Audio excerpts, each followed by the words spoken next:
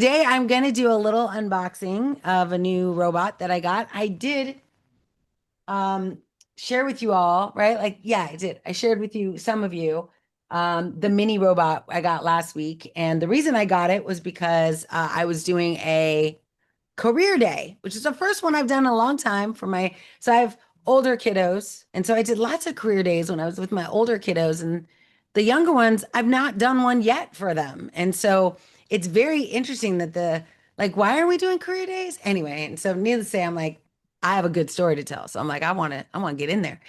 So I did a career day for one of my kids. I got very inspired and motivated by it. So of course, you'll notice there are some robots missing from my room today, and that's because they were all taken to the students' room and they got to play with the little Ilex, and it was very cool, very fun. I'll do a whole post on what we did and how we did it. Trying to find. Oh, here we go. So one of the things, ooh, let me accept all of our note takers. So welcome in everyone. So today, so that was really interesting. I had, you'll notice I'm wearing a shirt that says I love data science. This was the original I Heart AI shirt. Like I didn't say AI because it was very vague. And so the original, this like the OG shirt was I love data science, and but it was long. And so I ended up changing this to I love AI. But this was the original. So I wrote it, and here is, y'all are gonna laugh at me. I literally was like, if I do not want them to boo at me, right? Like I don't want these kids to like boo me. So I was like, I'm not gonna walk in there with an I love AI shirt. Yeah, exactly. So instead, I went with the data science, and it worked out well because I would ask them what feeds AI models, and they'd be like, information. I'd be like, really close. And so it worked out good. But it was really, really neat. Yes, it was fun. And of course, I Love Data Science is on my Amazon store. So y'all are welcome to buy it if you want to. So yeah, I'm gonna go grab my iLake so we can remind everyone what I did, where I did it. I also talked to them about my new Meta glasses that I got for Mother's Day. They're amazing. I don't know if y'all can see them. This is the new case. My old case was black and the charger was janky. So they've improved it. These are the new Metas. These are actually, you can't really tell. You can tell a little. They're purple, which is just so cool. And they're transition lenses. So, one, I love the shape. It's a little bit more feminine than the ones I used to have, which are around here somewhere.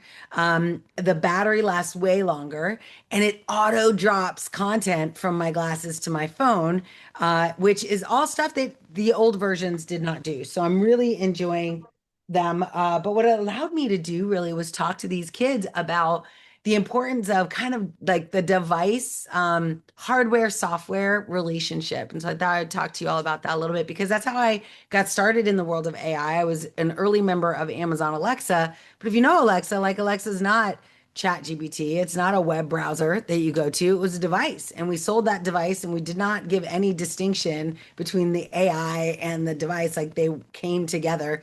And we didn't even call it AI back then, if you remember the early days of Amazon Alexa.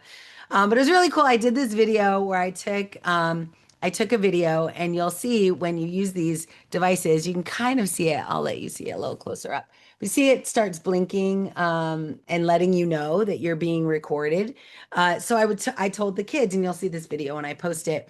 I told the kids, I was like, all right, I'm going to turn these on, and I want you to tell me what's different about them. And they're like, oh, the light's blinking. And I'm like, well, why is it blinking? And they're like, I don't know. And so I told them, like, this is what responsibility looks like. Someone had to decide whether or not they were going to let you know they were recording you. And that was a design decision that was made in the hardware to let you know. Now, granted, some countries require that you let someone know, some states require that you let them know. And of course, California.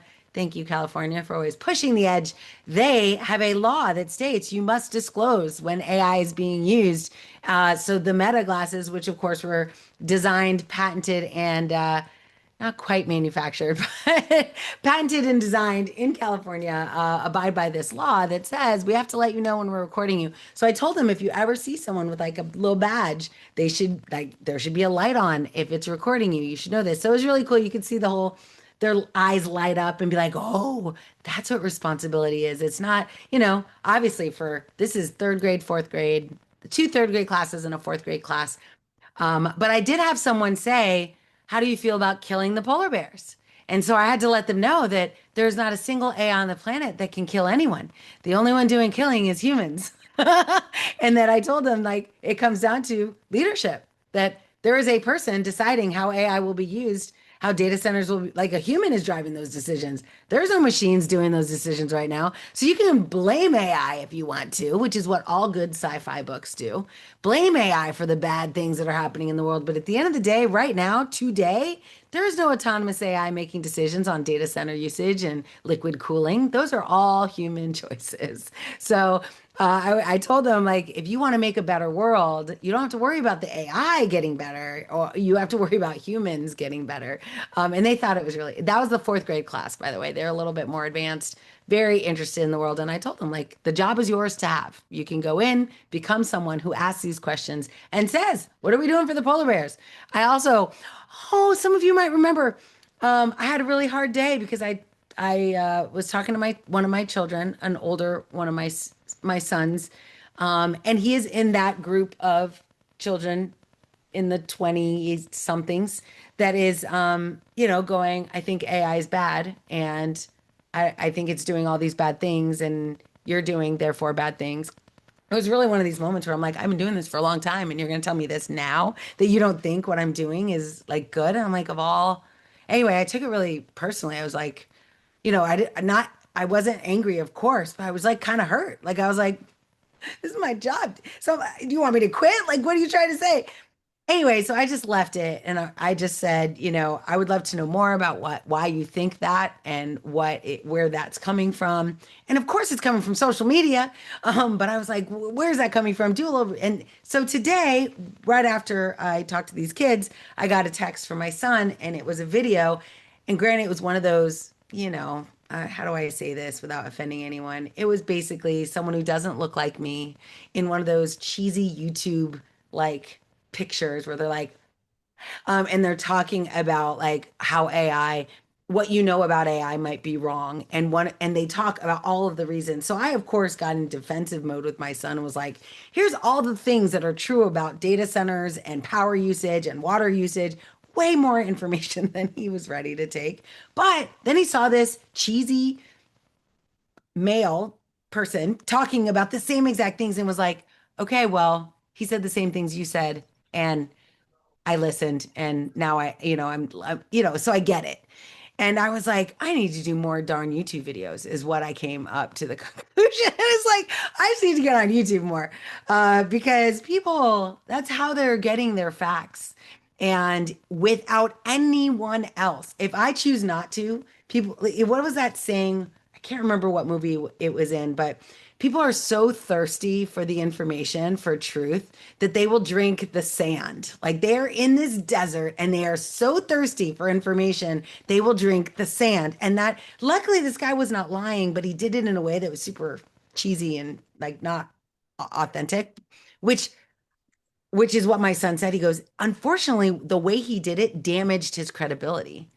And he was like, so even if what he's saying is right, like only because my son heard me say it, did he go, oh, there must be validity in that. But if he just found that guy, he'd be like, that guy's like just cheesy. Anyway, so that has been my journey of like defending my existence. I did get a chance to talk to a bunch of kids and I felt pretty good about that, but they were fourth graders. So, but Kim, go ahead. What does that trigger, or what comes to your mind from that? Okay, so I immediately, that is your hook.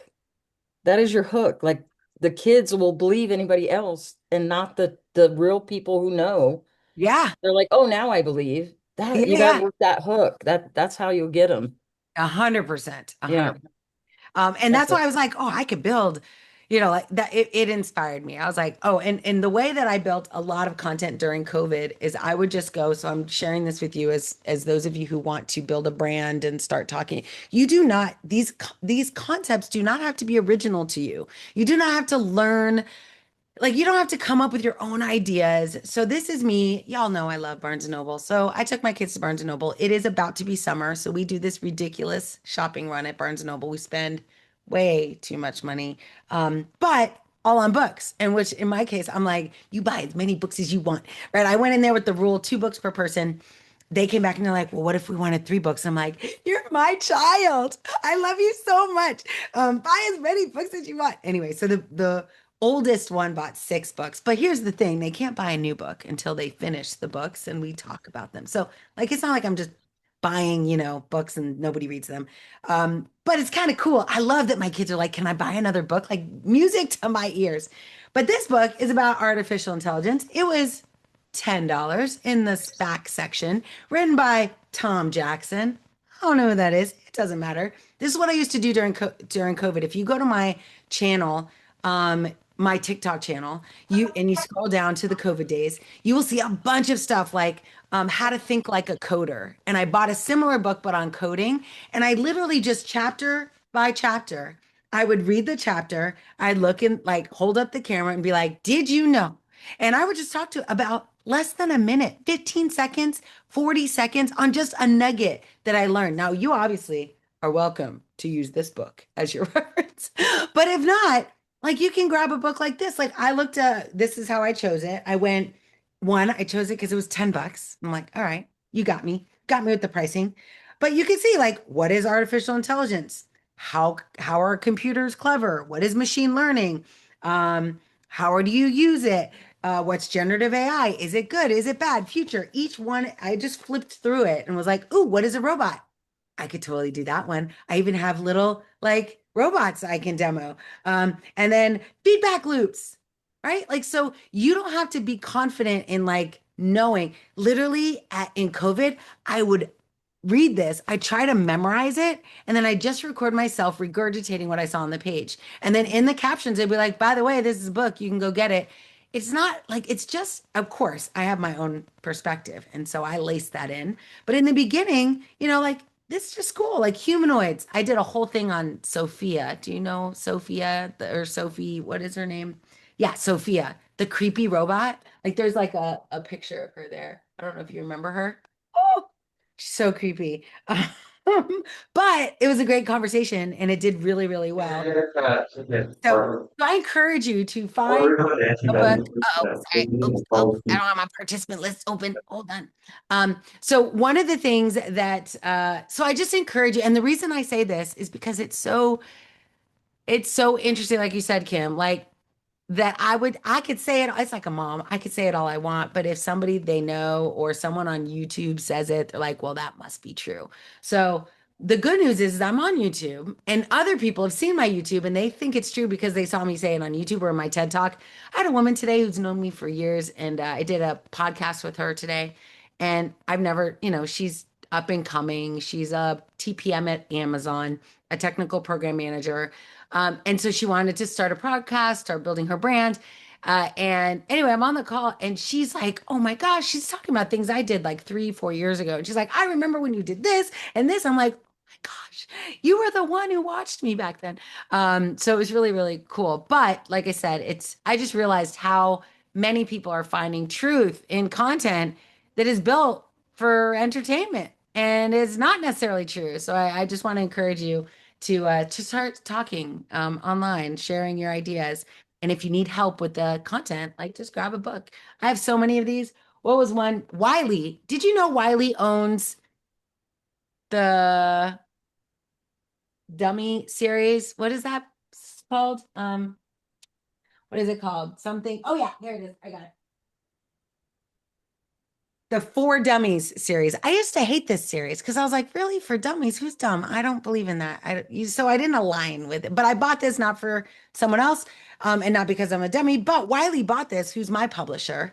And what is on this? But anyway, AI in business. And again, I'm just looking for YouTube content, right? So it's like popular platforms and features, automating daily tasks. I know, because I wrote a Wiley book. This takes a long time. So to like put these words together, an editor like makes it sound good. And so it's just like content waiting to happen. And like I said, very easily, happily provide attribution to the person who wrote this book. And if you want to go buy it, you can. But I will also say that like me, if you take my content and do videos on it, like I'm just happy you're doing that. Like say more, do more, get it out there.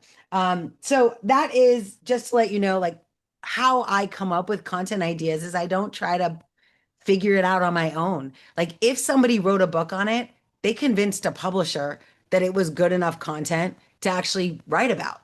And so leverage that. And of course, once you layer in your perspective, your ideas, a story about how you learned that that was true or that you saw that it had gone wrong, all of that just makes it even more exciting. But most of us are in the early days of our social media journey of getting our voices out there. And so I would encourage you to just, start talking about things you're learning. Gary Vaynerchuk, he's one of a big marketer. He is someone who always says the best social media content is just documenting your journey. Just being brave enough to say, today I did this, this, and this tool did me wrong. Like Hux, I am still mourning the loss of Hux.com, but as soon as I'm over mourning it, I will do a video and be like, this is what happens when you put your trust in a product. But I'm surprised they didn't sell it. I'm just surprised that they just killed it. I don't know. The reason people kill stuff is because they didn't need the money. If they were an entrepreneur who was like building their future, they would, but these people built Notebook LM, so they didn't care. But yeah, killing products, man, just breaks my heart. So Hux is gone, so I will definitely be doing a video on that on Instagram. What did I do today? So today, if you go to Instagram, you can see that I published a video for Agent Con. So Agent Con Miami is coming June 12th. It is like a free event. But as a result of that, tickets go super fast. So I sent a note to some communities. I've been mentioning it here with you all. Send a note to some communities. I was like, you need to sign up now because the second I run an ad to this, it's going to sell out. So I did a video today. I will do a series of videos. But I wanted to also let y'all know if you are in Miami or anywhere in South Florida, if you can get on the Bright Line, head down, come on down. It's a full day event. I will be doing my keynote thing in about a 30-minute version of my keynote, similar to what I did at Emerge Americas. And then there will be about 7 other speakers. Is Bill on the call today? So Bill is going to be one of our speakers. I reserved you a I'm spot. here. I'm here. Okay, cool. So I reserved you a spot. So it's happening. Awesome. I did not have you go through the formal. I just like put you in there. So it's in there some part of the day. I think it's closer to the afternoon, but we can work on that if that doesn't work for you. But I reserved a couple spots for our local people, and because I can, and it's my event. But the requirements of Microsoft, since Microsoft is sponsoring the event by paying for our food, my Miami-Dade College is sponsoring our event because they are giving us donating the space. Because of that, I had to do certain things. One, include members of Miami-Dade College as some of our speakers. And then also I had to make sure that I publicly sourced our speakers from like anyone who wanted to join. So we had a sessionized launch. It was up for like a month. We had 57 people apply to speak. We picked 7. And then I held three spots for me. So yeah, it'll be really, really cool. Really cool. And so we will have, of course, we will have a photographer and videographer. So day in the sun, we will take pictures and make sure this community sees you, but of course, give you the opportunity to share it when you are ready to do so, because you may not want to right away. Awesome. Sherry's here. What's up? I hardly ever see you on camera. So good to see you. You look amazing. I can't hear you. You're double muted again. And then Nasli, I'll come to you. I know there's another mute happening, maybe on your microphone. Do you have your Meta glasses on? I do. You must have joined a little bit after I put them on. What? They're the same. Are they purple? Yes. What? Oh, I just turned on my audio. But yes, they're purple, right? Warren got them for me for Mother's Day. We're so cute. I got mine from Santa Claus. Oh, what? You need to talk more about those. This is the first time I'm seeing you wearing them. Do you wear them all the I time? got a lot of crap at some events Oh, because yeah, true.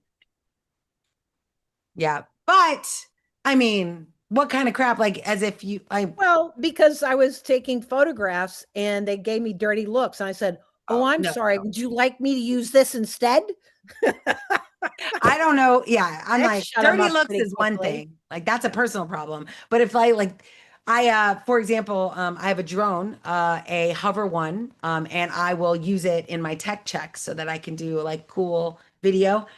And I did instead, I used to just do it in the tech check, just in the room where no one is, so it's safe and respond, whatever. I decided to get crazy and use it to follow me from the elevator all the way to the tech check.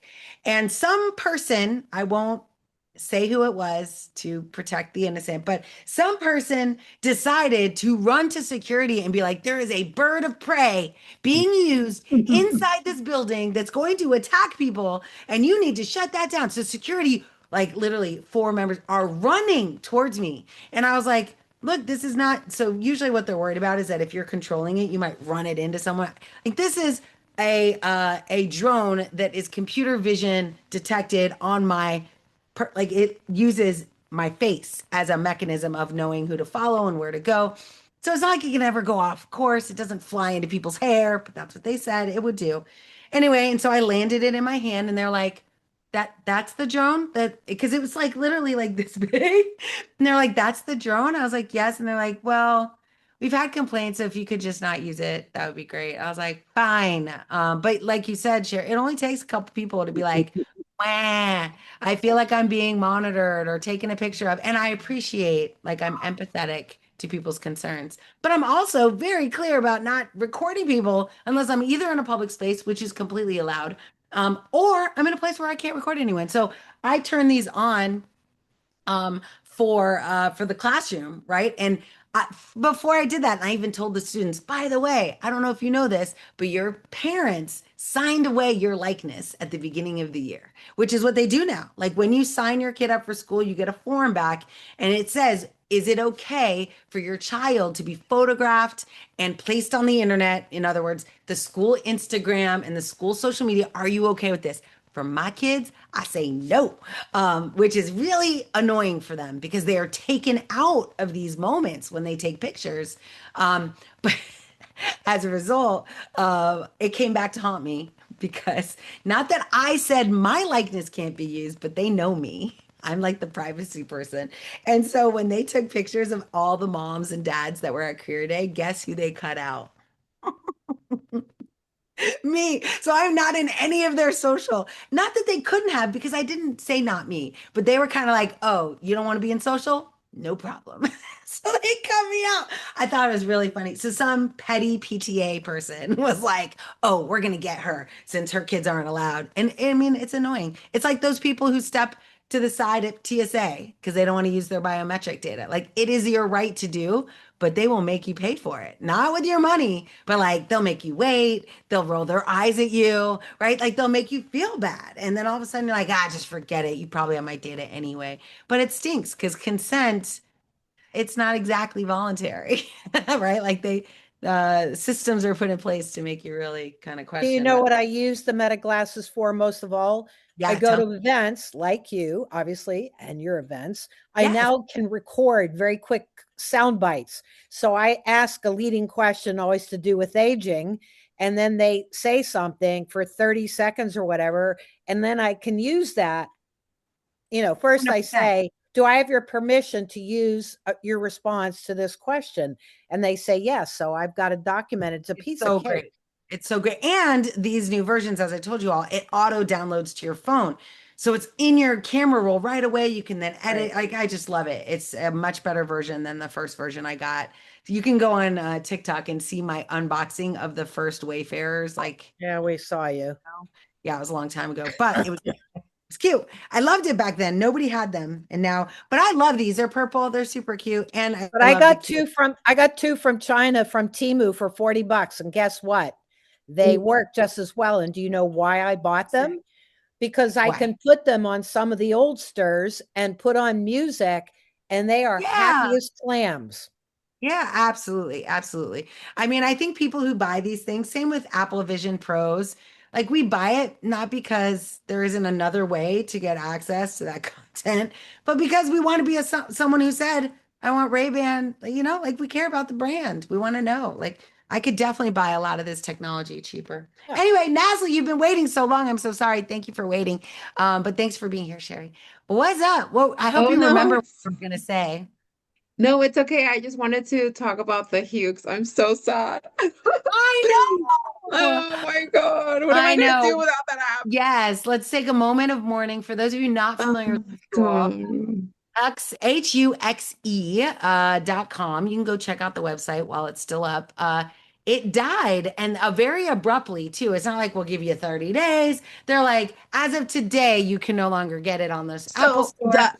so I found out the hard way because I was actually pitching the app Oh to I was at the CEDIA, which is a smart home electronics conference, and there was this company that is they do like home intelligence.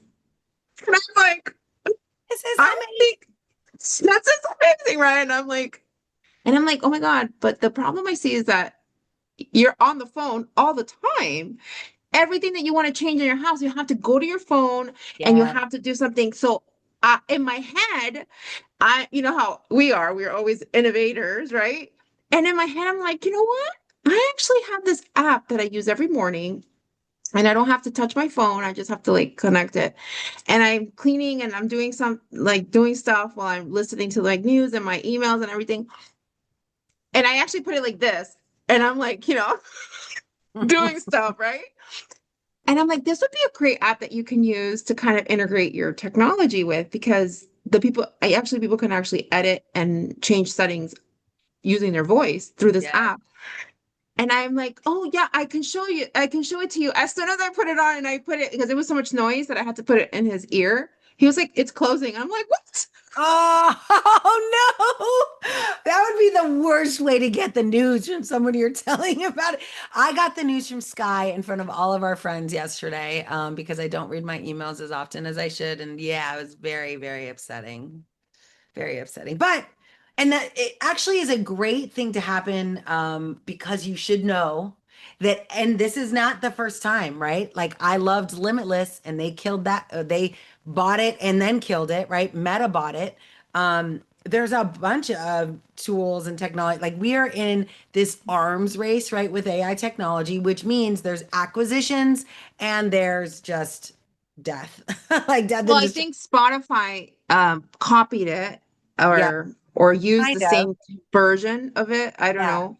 But I guess because of that, they kind of like, Gave up. I mean, they and just weren't entrepreneurs. Like I was saying earlier, yeah, like they weren't. They're, they weren't doing were, that for the money. They were already they were fine. So they yeah. were like, it's kind of like what some of us do, right? We build a cool app that solves a cool problem and we share it with people and people get excited. But Hux, a bunch of people got excited, but they weren't like in it to like build a business. They weren't going to Right. monetize. It was free. So yeah, there was a bunch of writing on the wall. But I mean, Limitless, which used to be, I don't even remember what its original. Oh, no, I can't remember. Replay, what those two companies, like it was awesome. I was a design partner. I spoke to their CEO. I never saw it coming. And then they're like, yeah, we sold to Meta and we're out. We're going to build something else now. And so this is a good thing to think about. I was talking about this because yesterday we were going through Marbleism, Marbleism onboarding, and just to share with our business accelerator students what I do to onboard Marbleism clients. But I told them because now I'm like hurt by Hux. I'm like, hey, at any time this platform could disappear. So you need to make sure that you are building in redundancy, that you are saving all of the work that you were doing, just like any other software product, that you would save it so that if for one reason or another, either that product disappears or that product fails you in some way, or the vendor has a relationship with, somebody or something, and you are not aligned with the direction the company's going in. You should always have the freedom of choice when it comes to these technologies, which means I don't know how many of you remember when Claude did its thing, right? Claude, had their moment of heroism in the sun, and then everyone started switching to Claude. but no one knew how to do it. No one knew how to get their brain out of ChatGPT. No one had ever thought about doing it before. And then, of course, Claude created that mechanism. Now you can go into any number of AI platforms and they'll say, here's how to get your AI moved from one to another. So that means you should just have that prompt context constantly saved. That is your redundancy. That's your disaster recovery. Most people don't do it, but that's something you should definitely do. What do you say, David?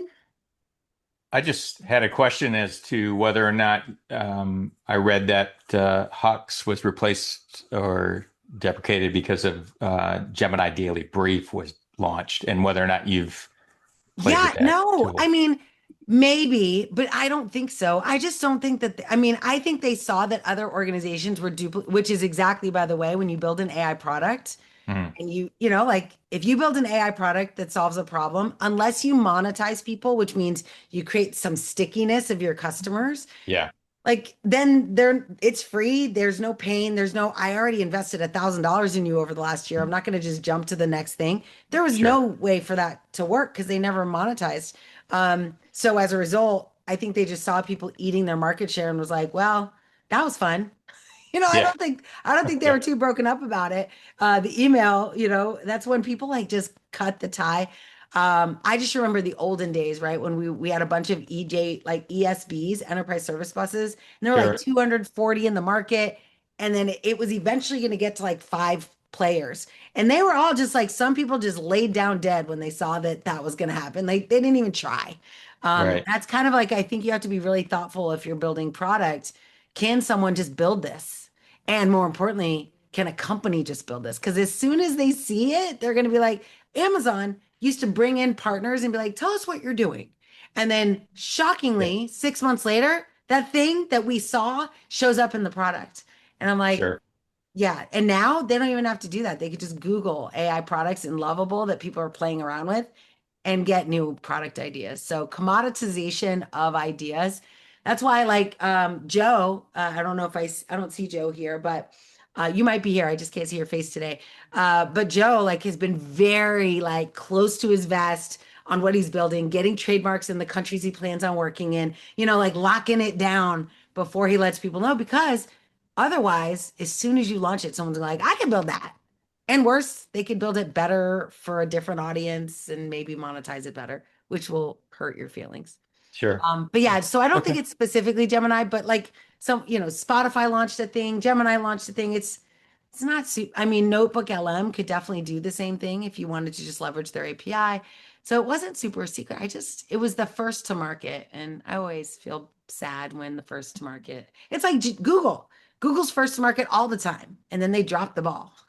All the But Sure. time they do it. I And I read feel bad every time. I actually read that the owner, the founders of Hoax, actually are the ones that worked in Notebook LM Yeah, yeah, and a exactly. bunch It of came other from that. Google and a bunch of other Google programs that they've built 100%. from That's why I'm saying scratch. like they're wealthy. Like Right. they're not building this because it's their one dream to build an app that people use. Like they just built it That was like sucks. Chat GPT. I mean, that sucks because we're in this group right now, and we wish we had something like that we can learn from and build Yeah, on. For yeah. them to just give it up like that, it's like, I know. I know. what? So That's why Naz, I would can give, you read Good the I job. would thing in give, the chat? I asked chat, go read what I posted. It gives every reason why they're out of business. And it makes 100%. perfect Yeah, sense. but it You- is hallucinating. I mean, it's making those reasons up, just to be clear. Like it's pontificating as we are right now. But I agree. I actually asked I went to Poe.com as my model aggregator. And I like asking these types of questions, Sherry, to like a bunch of models just to see how these what they different say. models and Yeah. how they were trained, it's almost like asking, you know, like Siskel and Ebert. I'm gonna date myself. Like back in the day, like they were my view of like movie reviews. And granted, like now as an adult, I'm like, what do they know? Like, like they're just humans. But that's kind of I get my own little Siskel and Ebert crew of models being like, well, this is why I think it happened. This is why I think it happened. I will tell you, I just joined. My son joined it first, but I just joined Letterboxed, which is like the Siskel and Ebert for the kids these days. So it's basically a tool where everyone says the movies they've watched, reviews the movies they watched, and declares their favorites. And anyway, so it's really fun for if you're a movie person, which I am. But yeah, pretty interesting. One of my other Mother's Day gifts was the book, Princess Bride, but like I don't know if you know this, sadly, it has reached an anniversary mark. I dare not say. But like it's in the, you know, in the double decades of being around. But yeah, so I got a really pretty gold laid Princess Bride book, and it was really cool. Very old school. You know, what do you get someone who can build what they want? Going on. It's okay. Who has whatever they want. But Yeah. yeah, it would be really cool. Don't worry, I got him. He forgot. So did you have a crush on what's his name? The prince? Oh no, he's not my type. But I did love the story, right? I mean, you know, it was classic, like princess and then prince and then, you know, They were Romeo too- and Juliet and They were adventure. too perfect. Too Yes. perfect. Too Yeah. perfect. I actually But have then a yeah, go ahead. sorry, I actually have a movie that's called Kites that is actually a remix of Romeo and Juliet, but with a Oh. Mexican and an Indian guy. Oh. That is one of my favorite movies.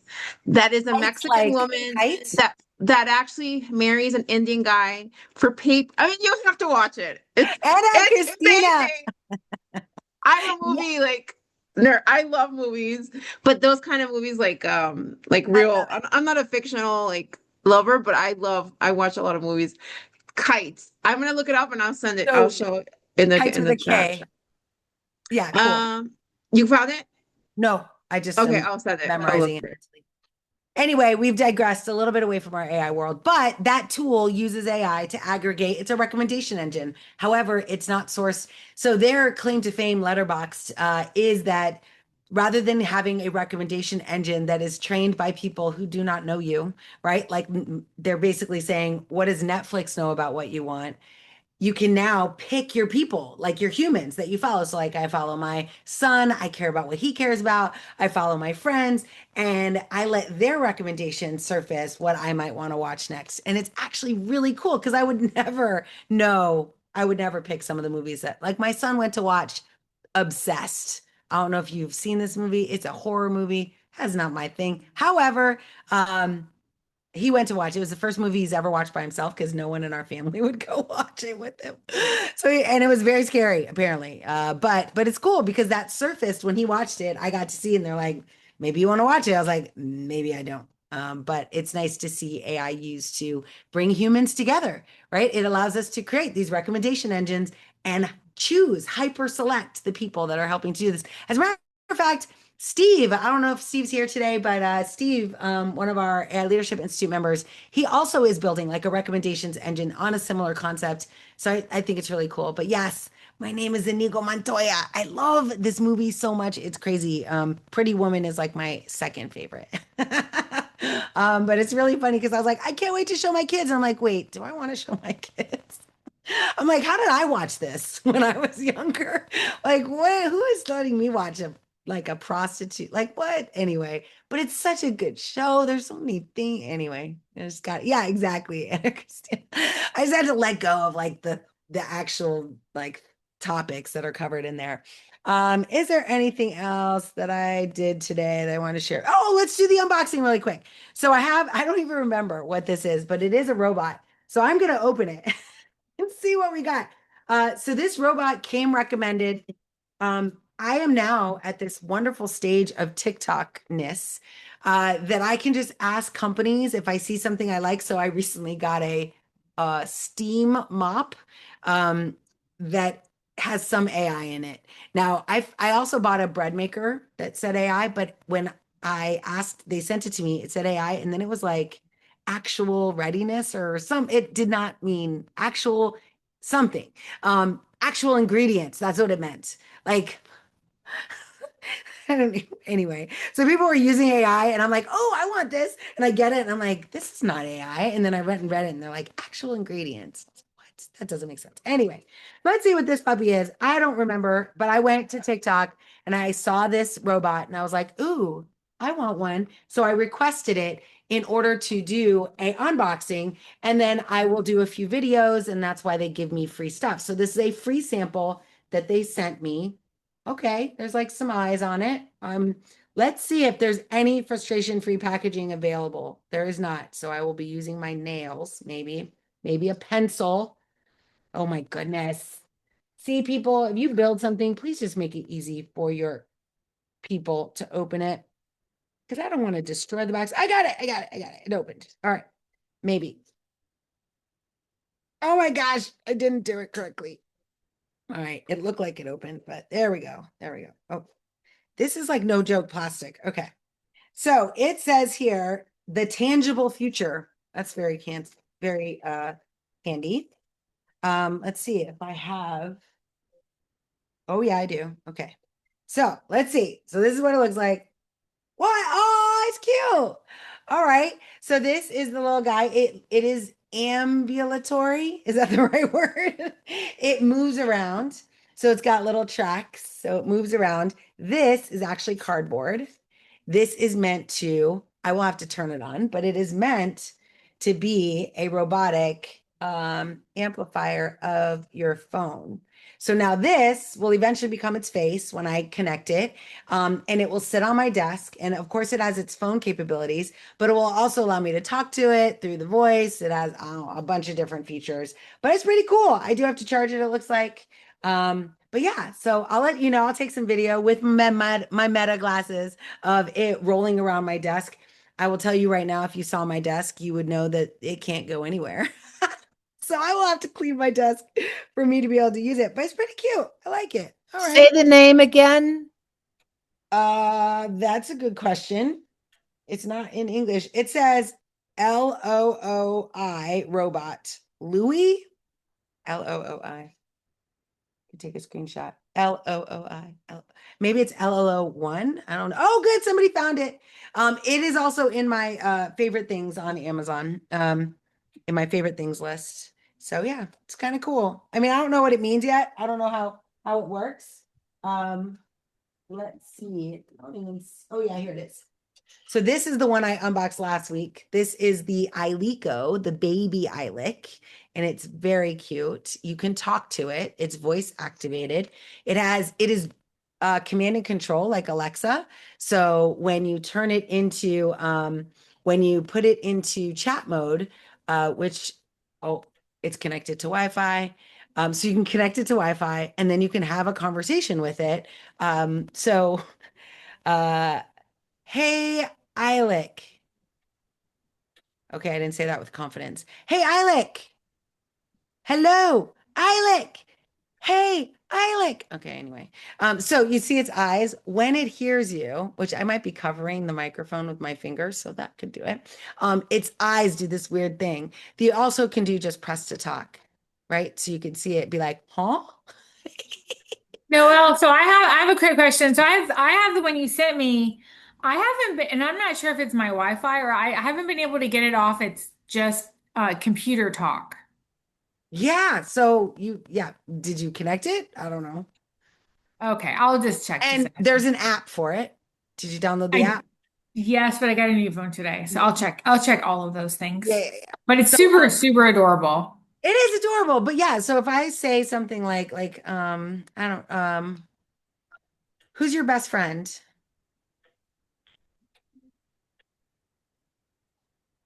I know, right? The suspense. Oopsie, who's your best friend?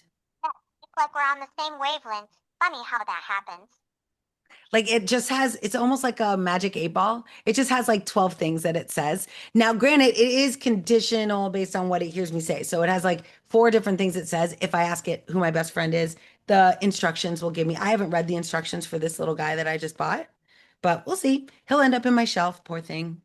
It's like Toy Story where when the robot gets shelved, like those robots, that's the first time they've been played with in a long time. And they were very excited. I remember all the kids were like, it's so excited that I'm petting it. But yeah, you can anyway, it's very, very cool. Oh no, I don't want to do that anymore. It actually looks like the Megan, the one that they turned Megan into. That Oh, she's yeah. like, I'm in a little Cubby Dubby or That's something this like one. Tubba Dubby. Yes.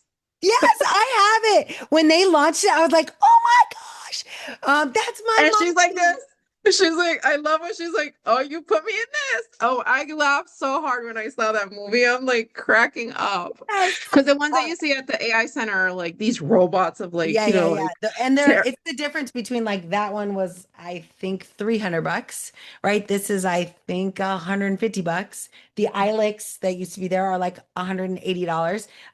This little baby one is like $60. But I put this on my bag and I will like go to a conference, or where was I the other day?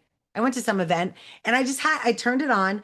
And if you just pet it, right, like its face starts changing, it starts saying different things. And it's like, ooh, ooh. And so people are like, what is going on? It's just a conversation starter. So it's super fun. In Hawaii, yeah, in Hawaii, I gave away Ilex, and I'm going to do that from now on. I used to give away my books, which I will, usually my clients buy 100 books for their event. But I'm definitely going to give them away because it's literally this whole like start your robot army kind of thing. It's super funny. I said that to the kids today and they're like, army. And I was like, no, not like real army. Never mind. I should not have said that. I almost got booed at the end of the day. But yeah, it does. It's of course a MagSafe robot. So, and apparently I had to like clean it. I don't know. Anyway. Oh, what? I love it when they give you stickers. I'm a big sticker fan. Anyway, all right, cool. So new robot in place. I will let you know how it goes. It's pretty cool. I like the so the idea is if my desk was actually clean, it will move around, right? And I can actually ask it to go and do things. There is a harness for this with a little robot arm, so it can pick things up and bring it. It's silly, obviously not super functional, but I like playing around with it. It's got a gimbal on it. I wonder what I could do social media wise. Like, can it record me? I don't know. I don't know. So we'll see. We'll see what happens. So thanks for letting me unbox that with you all. Any questions or wins or cool things that you've experienced? No more death of products. Please, I've had enough of those for today. I'm yes, just I kidding. have something. Okay, great. Let's go. I actually found an AI automation engineer position. Cool. Yeah. Those are the actual stickers. I showed you all the back. Anyway. Oopsie. Okay, continue. So of course, actually, this role has been around longer than most because as robots have been created, no one knows how to fix them, right? Like nobody knows how to maintain them. Tesla actually launched a whole bunch of roles, right, around like kind of mechanics in the car world, but like none of the car automotive shops that fix cars know how to fix Teslas because So nobody I knows. have Yeah. so I have Go another for it. company that has actually offered me a position, but they're paying so much. They're paying nothing. And I'm like, I don't know if this is gonna work, but they're actually the fleet company for the Amazon, and now they're getting Oh, into sure. Tesla. So the guy's like, you should, money's no problem, but I'm like, but you guys are just not paying enough. Like, how does that work? Yeah, yeah. It's a little bit of a problem. Like be Yeah. transparent. But the reality is that they're actually thinking about the audience or the ICP, the persona they're going after is like it's like who you are academically, which is someone who's just getting out of school, but you're a professional, like you are an experienced professional, but someone who went like to community college, got a degree in AI, like that, they'd be perfect, right? Because they've never had a job before. This would be their first job. So I can definitely see like who they're going after. And that's the same thing. Tesla created a bunch of these roles, but they're not going after people like us that know what we're doing. They're going after like young kids that they can teach how to build and how to fix broken machines, which Right. is a whole thing. Like we will see more and more of that More as of people that. build their Mhm. systems because they're getting sold on an easy button. Even if a company builds a good easy button, that company's not going to do it forever. That company will likely go out of business, right? 95% of startups go out of business. So I go in to help set them up with Marbleism. It's going to work great for 6 months. I go off and do something else. I completely get out of this business and live in Tahiti and enjoy my life. They're going to be like, who can help me fix my robot that no longer Right. generates content in the right way? So Mhm. you don't need to know how to build it. You just need to know how to fix it. And that I do think is a huge market, huge market. Well, the thing So is what that did you take it? no, I haven't, I'm trying to negotiate I'm in Yes. negotiating mood right now. But the one thing that I can say that actually helped me get the engineering gig was the fact that in my computation class, we did do a simulation on fraud for insurance, and we did the true positive and true negative simulation. So I think that actually gave me like the confidence to kind of like be like, can do this. Yeah. And we did a diabetes also we did it, but the data was yeah, and which I wrote about, and I actually asked why are schools like buying data, because the data that we're using for these kind of simulations. So that's another topic we could talk about. But I also went to the prop tech events, property technology, Yeah, like and real estate. I met one of the general managers for the company named Magma, which is a company that actually looks at the data of a building and like uses the data to kind of save energy. And so I have like a whole bunch of information. And then That's I was like, speaking. yeah, that's a lot of different I was speaking to the industries. manager of that, and I said, we actually did something like that in my computer vision course, and we did a I guess the cruise company, Norwegian, hired the group, us, to kind of create like a simulation of when when the crew members and the crew people that are in the boat, Yeah. how do we navigate them through the cruise that they're not like getting stagnant? Like I was like, oh my God, that actually That's aligns with real. this Yeah, company. yeah, Yes, yeah. yes. That's So cool. now I just wanted to say that now I see the alignment from like MDC to kind of the Real but world. Yeah. what I would love to see in the future is for them to have better data that we can use, and data that we can actually clean, because yes, we did mapping, which is amazing. I understand the mapping, but we need raw data. So that's I'll leave it at that. What do you think? What is your, and I'll let Nitin chime in, but what is your opinion on synthetic data? Because that's typically what we use in like at Stanford, right? If we want to give you an experience like being able to clean data in the beginning of the machine learning life cycle, like we would just synthesize dirty data. Do you think that, I mean, because you're kind of building, the whole thing is simulated.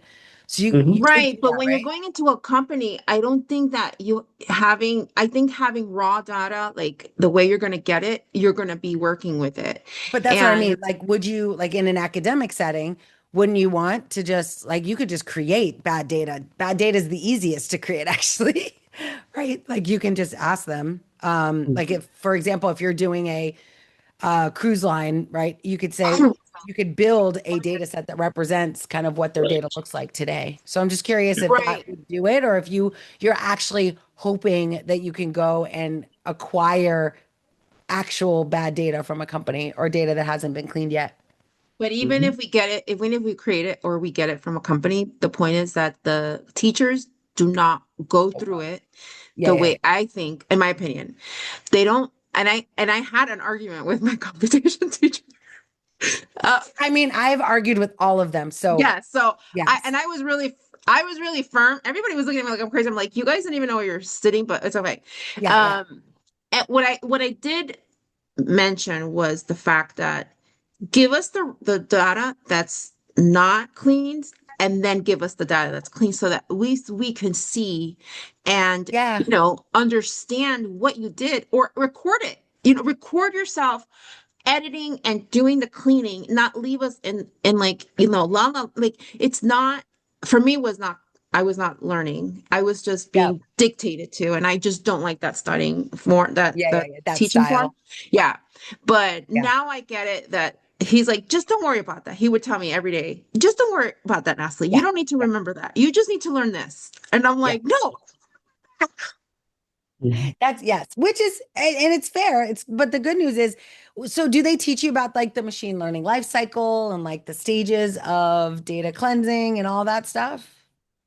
He didn't go into details. We just went through like machine learning, like PCA, and like just Because I think computation. that's kind of what you're, like what you want to know is like, how do you get Right. from one stage to the next? And at what stage do you actually then start applying? You're like, does it actually become usable? Right. Yeah, I agree with you. And I think it's an opportunity for you though. Like you can easily, I'm always thinking about education is like a $13 trillion Yeah. like you could just stand up a class that teaches this and you don't have to be there. You don't have to, just so that people could just buy for $100 a class that does more than what you saw in that experience. And I would assure you that across the country, and MDC is Mhm. ahead. So what you're getting at MDC is better than most. Than So most. there's a- Exactly. Imagine. people are so hungry for that information. Right. And I know that. And I imagine what other people are getting. And then if I am getting the best and I'm still not happy, I'm just like, why are we not? Uh, First of all, they only gave us 2 semesters. We had 2 semesters for that class. Yeah. So if they would have broken it down in a better organized format, Yeah. we could have learned so much more. And even if we would have came twice a week instead of one, we Mhm. would have been That's able. so hard. Yeah, I like going know. once a week, that's so much distance, especially in the world of By the AI. time the next Like- week came, Noel, I think I forgot everything was well, it was so much. It course, was yeah. so much. So this summer I took off this summer and I'm just going through the book, the machine learning with Python, because I'm just like I especially with now with this job, I'm like, oh my God, I have to like go back to my Yes, yes, exactly. thank you. Um, Sorry, Newton. No, great, thank you. Go ahead, Nitin, and then Yeah. Thomasina, I'll come to your question after. So regarding synthetic data, in engineering, it's very, very important because we don't have all the data, all the real data. So to kind of bridge the gap between the real, we use simulation to do a lot of things. And today, actually, I had my first win. I'm doing a big project for supply chain using the digital twine. And I started the conversation saying, agents are to AI is what supply chain is to manufacturing. And they Yeah, really like that line. And cool. next week, we are beginning on a really big adventure with 82 companies and creating a That's trust super in supply chain. exciting. Yeah. Oh my Yeah. gosh, exciting. And so Yeah. you're using like the manufacturing part of that map? Yes, of Yeah, that yeah. map too. Yeah, yeah. Really And they cool. So- really like that. We went through the entire detail for 3 hours today, Wow. and we were totally on board. They really like the whole play. Oh And yeah, that's MXC, amazing. the other organization that you did not visit when you visited Chicago, the DOW, they Yes. are supporting it big time too. So Oh they my have gosh, like amazing. 200,000 manufacturers who are Wow. ready and waiting for something like this. Oh my gosh, that's very exciting. So make sure this is what all of us, when we heard you talk the first time, we're like, monetize, like do I know. something, get it set, to, like Yes. figure it Yeah. out. Yeah. Finally, I can see you the know, light Yeah, at the end of the tunnel, and it's not a train coming at me, right? yes, exactly. And then before you know it, though, then you're going to be in the tornado of requests. And, Right. like first it's like, I'm not sure at all. And then it's like, not only am I sure, but I have so many requests for this that I don't know how to manage it. So now you have to Yes. think about, structure and Yeah. scale and Yeah. adoption. Like, yeah, it's a Yeah. great problem to have, but Yeah. requires just as Yeah. much, But I've strategy. cleaned up everything. Now it's all API driven, and I'm putting in the Gemma engine into it. Nice. So yeah, it should be That's good. awesome. Congratulations, Nitin. I love Thank it. you. I'm glad we got Thanks. to, some of us who were here a few weeks ago, you got to Yeah. hear, and you can go back and listen to Nitin's description of the platform that he is seeing success with. Really, really cool. So awesome. I did want to talk, and maybe you can comment on this too, Nitin, around Thomasina was like, what is the process for building simulated data? And so I'm going to share with you a very Noel version of this process, but Nitin, if you want to chime in on your perspective as well, I'd love, and Sure. anyone else that has done this work. But synthesized data in general is like what I do, especially in healthcare, because oftentimes I'll be working with like UHC, United Healthcare, and I can't use any of their data due to HIPAA, due to PCI, PII information. Like it's too much risk.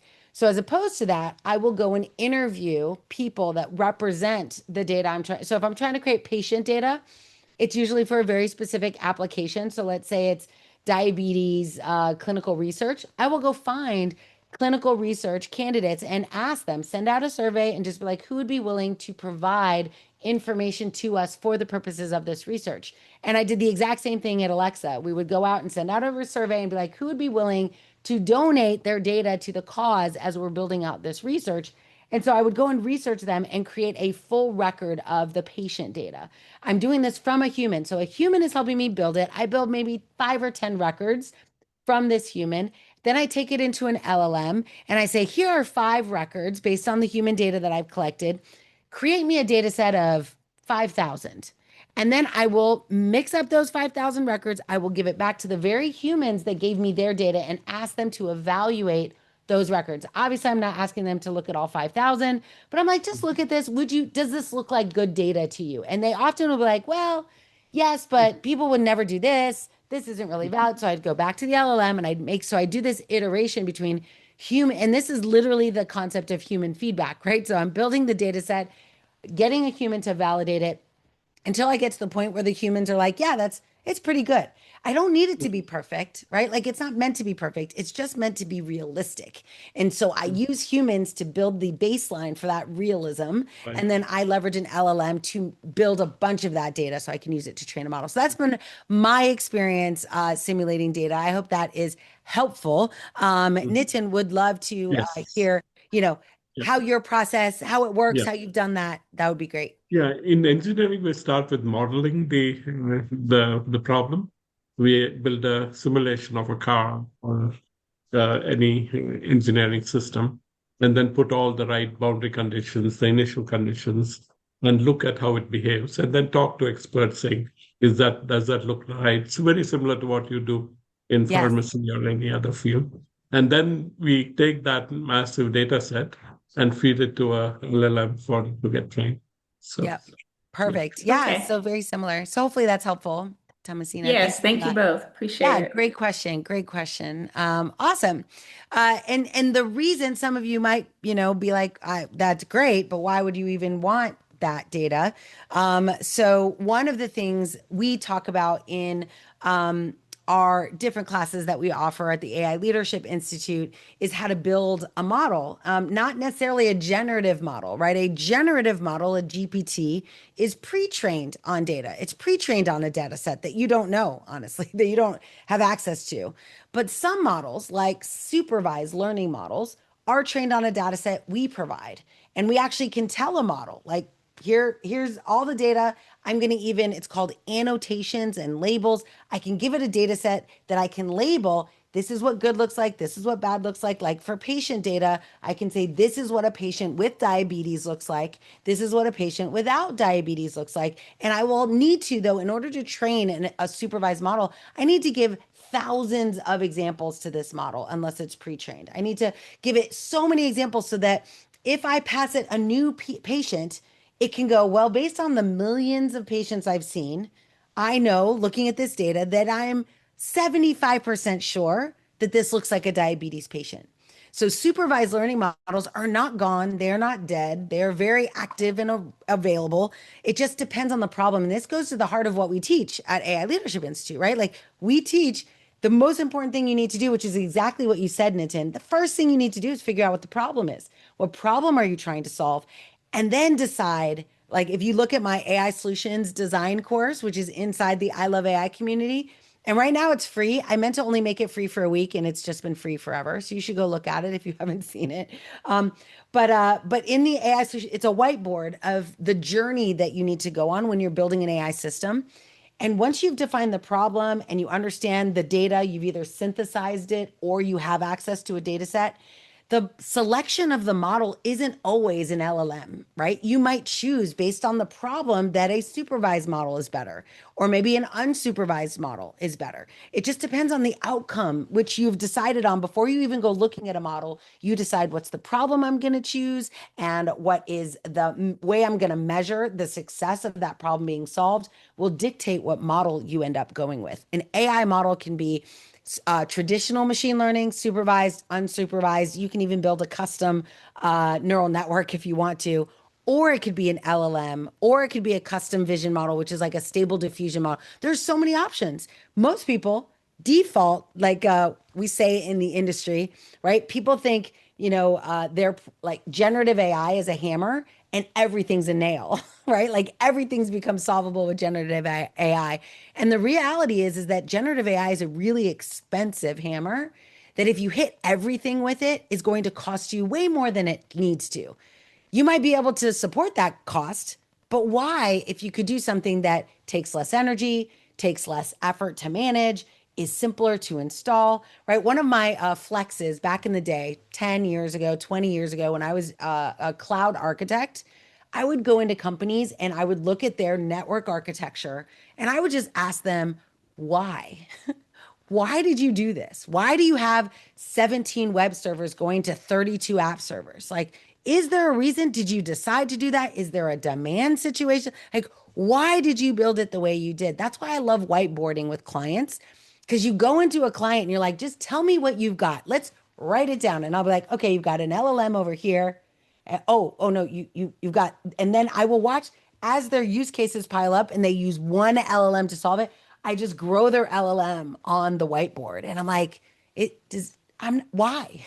Why are you doing that? Why didn't you pick the right model for the right problem? And they're like, I don't even know what you're talking about right now. And I'm like, let's go back and just investigate what this looks like. And that's, I think there's many of us on the call. This is the gift you have. Like, you don't have to know the details of those models. You don't have to know the algorithm selection and feature engineering that was done, but we do need to guide these companies on how to navigate that selection process. And most companies don't even know it's a question to ask. And that's why so many people are failing to deliver real value in the world. So any other wins, questions, comments, anything cool happening with y'all? Let me see if there's anything else. Otherwise, I'm gonna send us into breakouts. I was with oh good. Go ahead, Sherry. I was with Yuvika on, I saw. okay, and Tell everybody because they might not have seen on LinkedIn. okay, some of you, Yuvika is usually up to other things when we have calls, but Yuvika and Padmini started the Asian Women Advancing AI, and she was with a good friend, actually, who introduced Padmini and Yuvika. Her name is Noelle, okay? And anyhow, Mo Dev and Pete Erickson is putting a lot of wheels to different ways to do events now. So he decided to do one on twinning. And I'm not ever going to reveal my true age, but I know personally that a lot of certificates I could get probably Guinness Book of Record AI certifications. Okay. Oldest old lady who got a certificate in twinning. So it was pretty funny because I was helping a person who was as lame as I was to help her. And it was like so amazing that I had to stop for a moment. Like, I can't, this is too scary that I actually know this stuff. And I'm helping the woman who's the director of the Asian Chamber of Commerce in the United States. Yes. That felt pretty damn good. Yes. And then yesterday, my session with my contractors, everybody neurodiverse, marshmallow brains, everything. I did the coolest thing. I used the app and I took all their pictures and I said, man, you wouldn't get me wearing a bathing suit I do go to a community pool, but I kind of like wear, mask, like, please don't take my picture. And I put them in swimsuits. They are so disconnected most of the time when they saw themselves in bikinis and these because I showed them the Sports Illustrated cover, the new Sports Illustrated. I have to tell you, I know that I gave them better dopamine than any other drugs they were taking yesterday. Sure. And all the CNA and nursings were finding excuses to hang out where I was presenting this. They were flipping it out. And I don't know. I just love what I do so much because I literally, kind of like young Frankenstein, I kind of bring them back to life.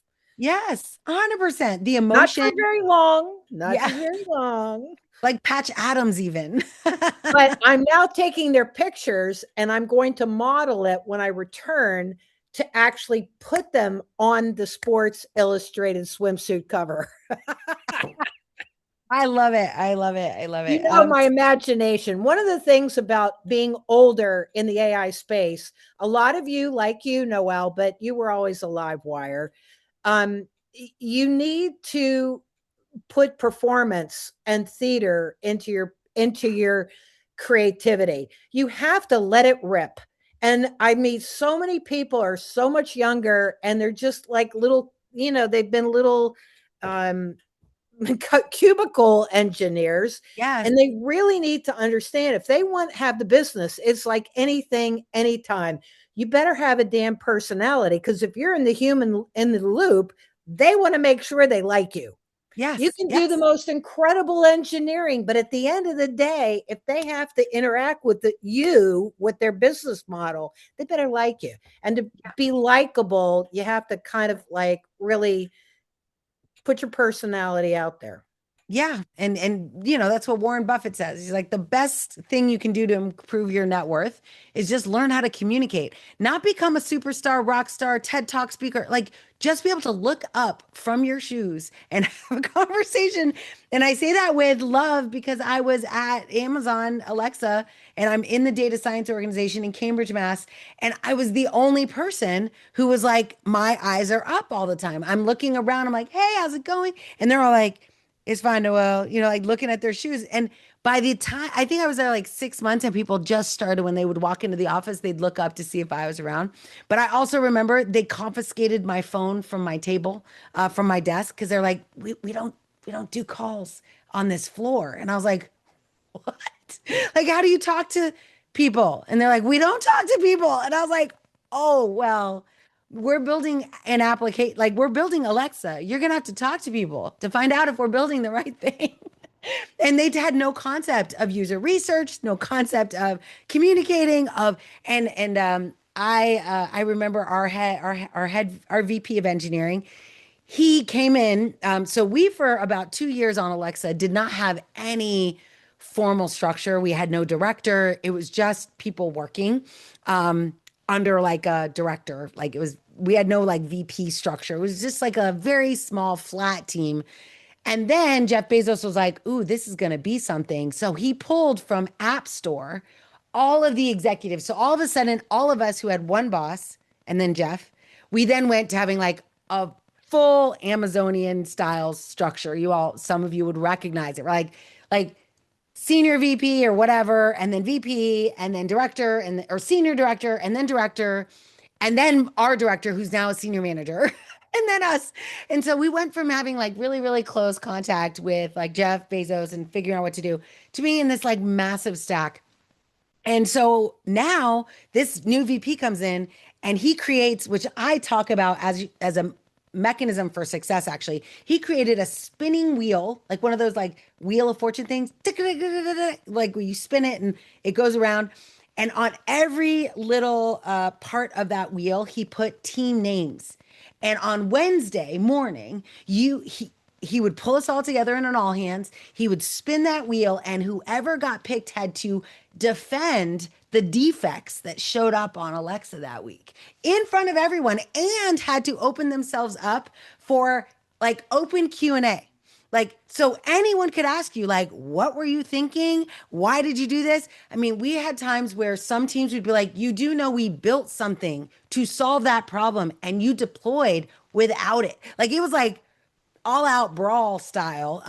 But it was so good because what it did is it forced everyone to realize at any time they'd have to air their dirty laundry, which meant it actually wasn't dirty. It was wet and kind of gross, but it was not like, it wasn't to be ashamed of, right? Like everyone was failing. That's what we found out over months. No one ever, when it landed on them, was like, we got nothing. We did everything perfect. Every single team, even the ones in our minds we coveted as like the rock stars, the goats, right? Like everyone was failing at some point, right? And you were forced to like tell everybody about it. And then, of course, what do? You end up learning from that. So this is something I take into companies now where I'm like, hey, first thing you need to do is create psychological safety. And while I wouldn't necessarily do a spinny wheel, though I really like it, but definitely creating psychological safety and identifying an environment where people can just be like, like go through your issues, go through all of the defects, all the problems, all the bugs, and just be like, how did this happen? Especially in AI, because it's like magic buttons all over the place, black boxes. How did this happen? Why did this happen? Why did this customer come back and say this? And just have that conversation in a fun and exciting way. I think that's why he used a spinny wheel, is that it immediately like changed the vibe, right? When you're like, everyone's like, oh my God, please don't stop on my name. And everyone feels the same way. The executives all the way down to, the engineers doing the work. So I think that's something to think about as you're, moving in the direction of being a leader in this space and using artificial intelligence, is how do you create this, the spirit of, or culture of psychological safety in a world where if you are not looking at how AI is failing, it will fail in a much bigger, more amplified way in production. Oh, nice. Johnny G. I love it. People may not remember what you said, but they'll remember how you made them feel. Who said that originally, David? That was Maya Angelou, I think, or maybe Maya got it from Johnny G. I don't know. But absolutely, totally agree. Yes, change how they feel about I love that. I love that. All right. So that's just my 2 cents. I did want to say, Sherry, to you, that people who don't know, like you, of course, have done lots of things in your life, but that moment that you have, many of us in this community have had this moment where we realize that we are part of like the 1% that know what we're doing. And we don't really realize it because all of us are in this echo chamber of people who know what we're talking about. But as soon as you step outside and you start teaching people, like we've had members go and do a Chamber of Commerce presentation, and then everyone's asking for their advice and no one's ever asked on AI. And you're like, whoa, I'm not the advice giver. I'm the advice getter. Like I'm the one, I always ask the questions, but it's amazing to realize as soon as you start learning this, you know more than most. As soon as you start the journey, and it's certainly when you start taking some of our classes in the Institute, like you know more than most. So now it's, I don't know, our responsibility to actually go and start showing up in these meetups. You will find that when you hear people talk on stage, you'll be like, I know more than them, right? You'll be like, I actually know more than them. I could do that presentation. And to your point, Sherry, on personality, now it's kind of our responsibility to become someone that's not only knowable, but that's likable, that's worthy of trust. Like you wouldn't be here. I am very selective on who gets to be in this party. So you wouldn't be here if you weren't capable of that, capable of having a conversation with someone, being likable, being like you don't have to be me, for goodness sakes, don't be me. You don't have to be, Tony Robbins. Like you just have to be you and be willing to look up and have a human conversation. And Sherry has been a constant example of that. And I love it because you then inspire people like you to be like, wait a second, I can actually do this. Because most people, and that's true for also like Latinas who have been told their whole life to go into food service or retail. They're like, wait, I could be a data scientist. I've had people tell me that, like young Black girls. Like I had 2 twin Black girls in 4th grade, and they're like, so like, can anybody do this? And I was like, yeah, you could even start building right now. And they literally, I could see in their face, they're like, that's not who I thought I could be. And that is the biggest gift you can give to people, is just a vision of who they could be. And AI is a great way to do that because it doesn't require you to be a Python programmer. Oh my gosh, fun fact before I throw you all into breakouts for just a few minutes. If you have time to stay, please do so. I'm at Career Day. And one person has this really cool book on technology. So I'm thinking she's a tech person. I overhear her say, oh no, I'm just reading it. It's super fun. I'm not a tech person. I was like, oh, so I think I was the only, certainly the only AI person, but certainly also the only tech person. But my husband and I are listening and we're hearing the kids talk about Python. And so we were like, there's a person here, a Python developer.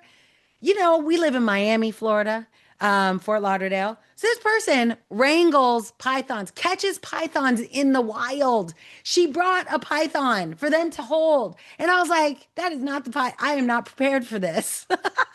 So I literally was like, oh, I'm so glad there's another Python person here. And she looked at me like, you know pythons? And I was like, yes. And I'm like, no, we were talking a totally different language. Anyway, only in Miami, right? Yeah. Core memory formed. Exactly. I was like, what? But you should do a cartoon about that. You should create something because that is so perfect. What I love about this community in terms of who I am and my background, and some of them are on this call.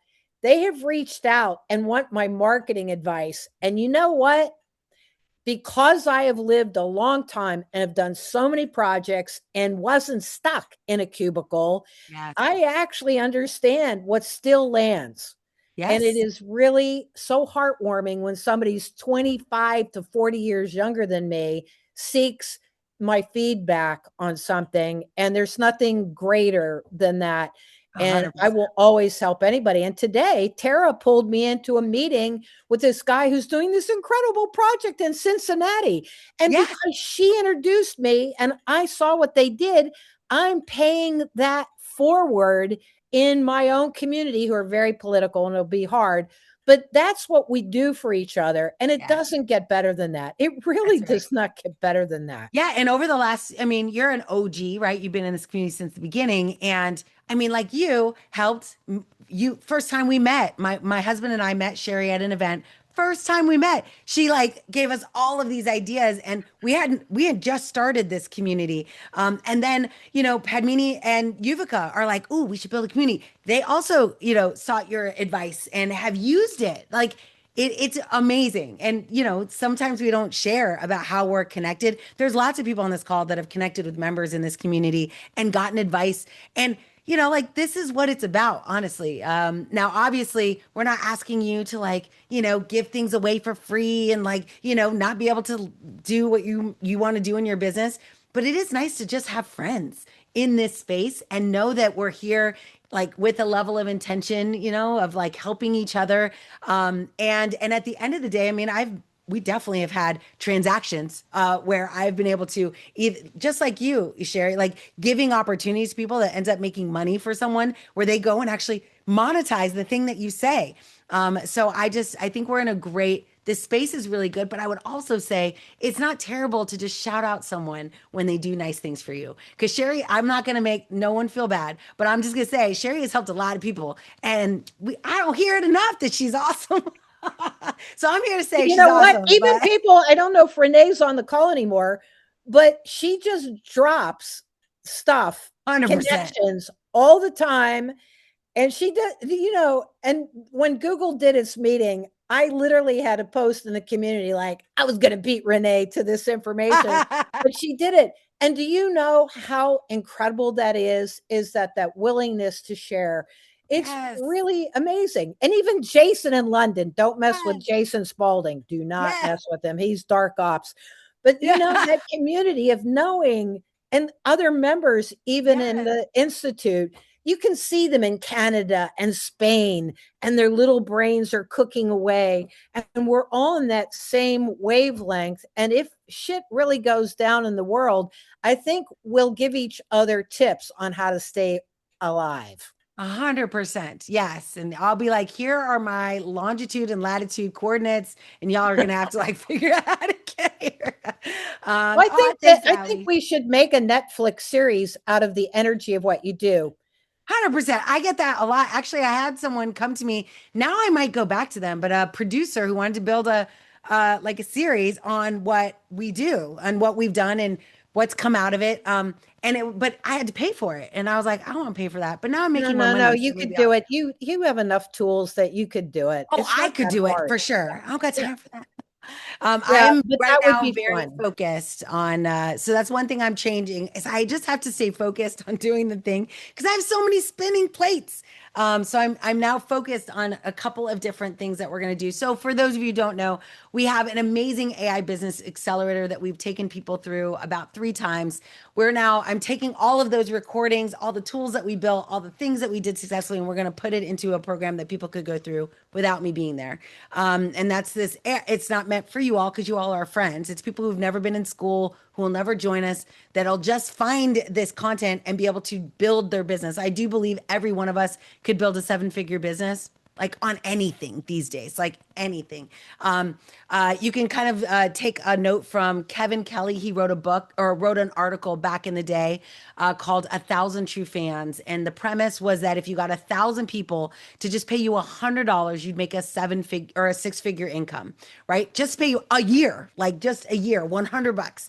But we are now in a world where people are wasting a lot more than that and not getting anything of real value. And if you are, like I said, if we're these people, if we want to do that, we want to build something of value.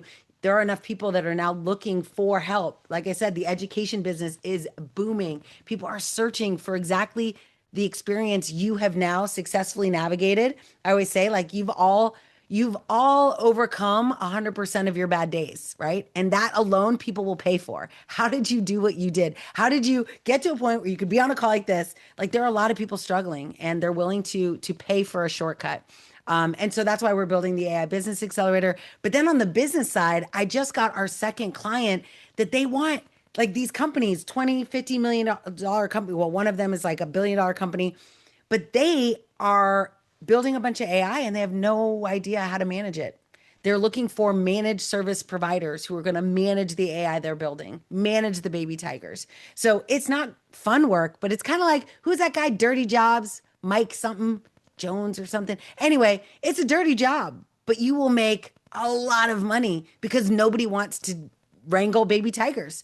No one wants to clean data. No one wants to do file audits. But these are pockets, for those of you looking for an opportunity, these are pockets where companies are desperate for help and no one's really helping them. So that's why we're doing this accelerator. This summer, we are also doing the AI leader, responsible AI leader certification program.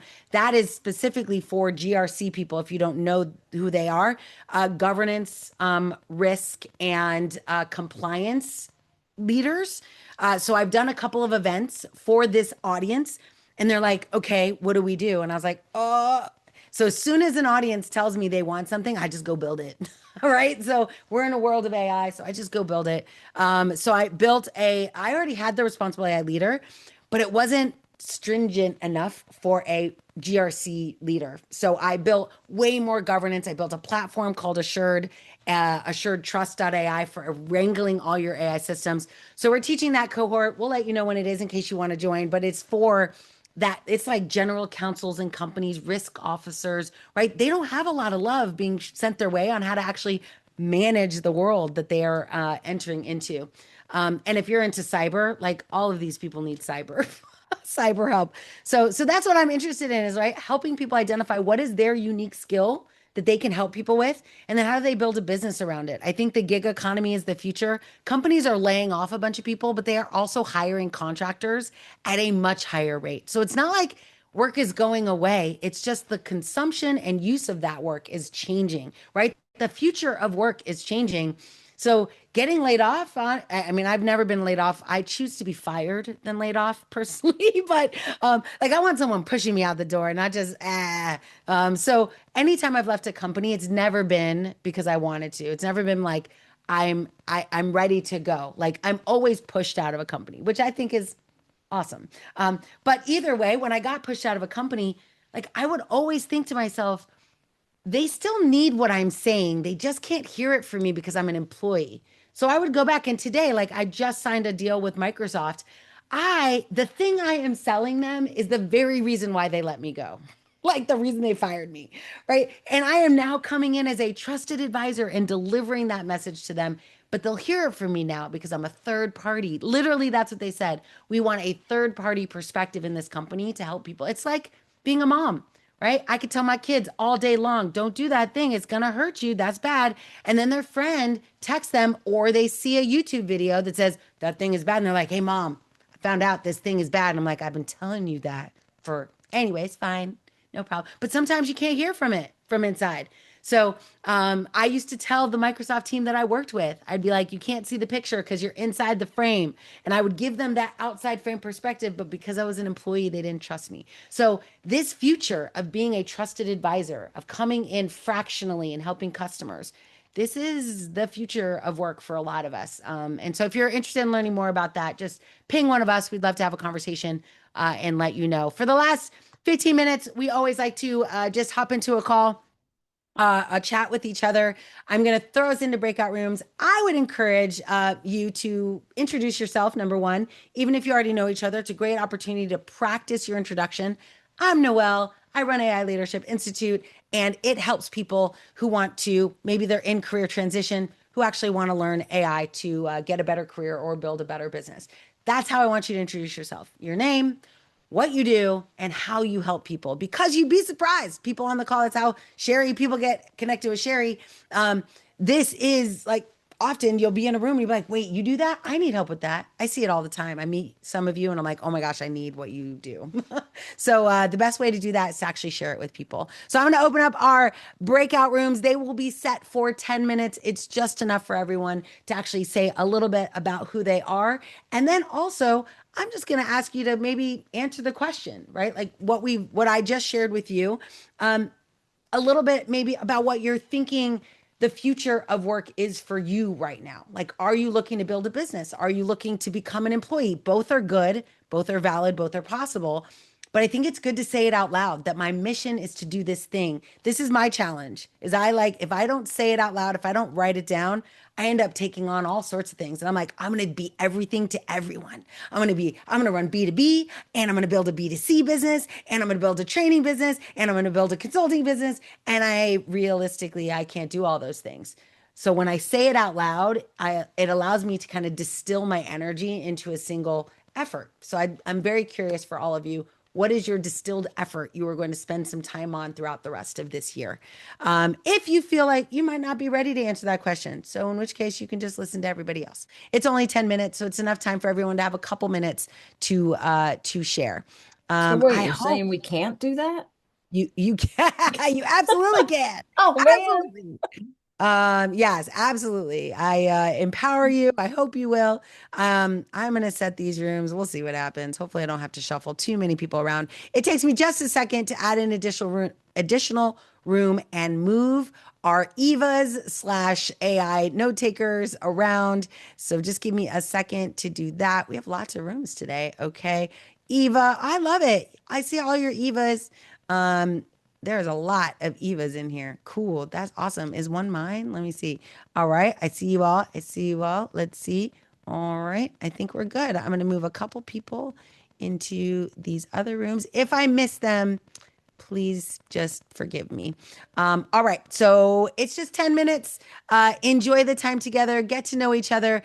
I will tell you, every single job I've ever gotten, every client I've ever gotten did not come from a YouTube ad or a social media post. It came from relationships I built in rooms like these. And this is why we try to do it every single week. We don't get to it every week, but this is why we do it, is because these relationships you're building, like as soon as something happens, you're like, oh my gosh, I know somebody who does that, because you met them here. So have some fun, get to know each other. I am trying really hard to, okay, there we go. There we go. I got it. All right. Are you ready? Let's go. Have fun. Oh boy, I'm setting up my little robot. That's too funny. Okay, let's see what happens. Please adjust your phone to the appropriate volume. Okay. Yeah, I think it is. Okay. I was trying to get it set up before you guys came back. Searching for a device. All right. It might be working. We'll see what happens. All right. How was it? I hope you enjoyed meeting each other, having a great time. Oh, okay. Oh my gosh.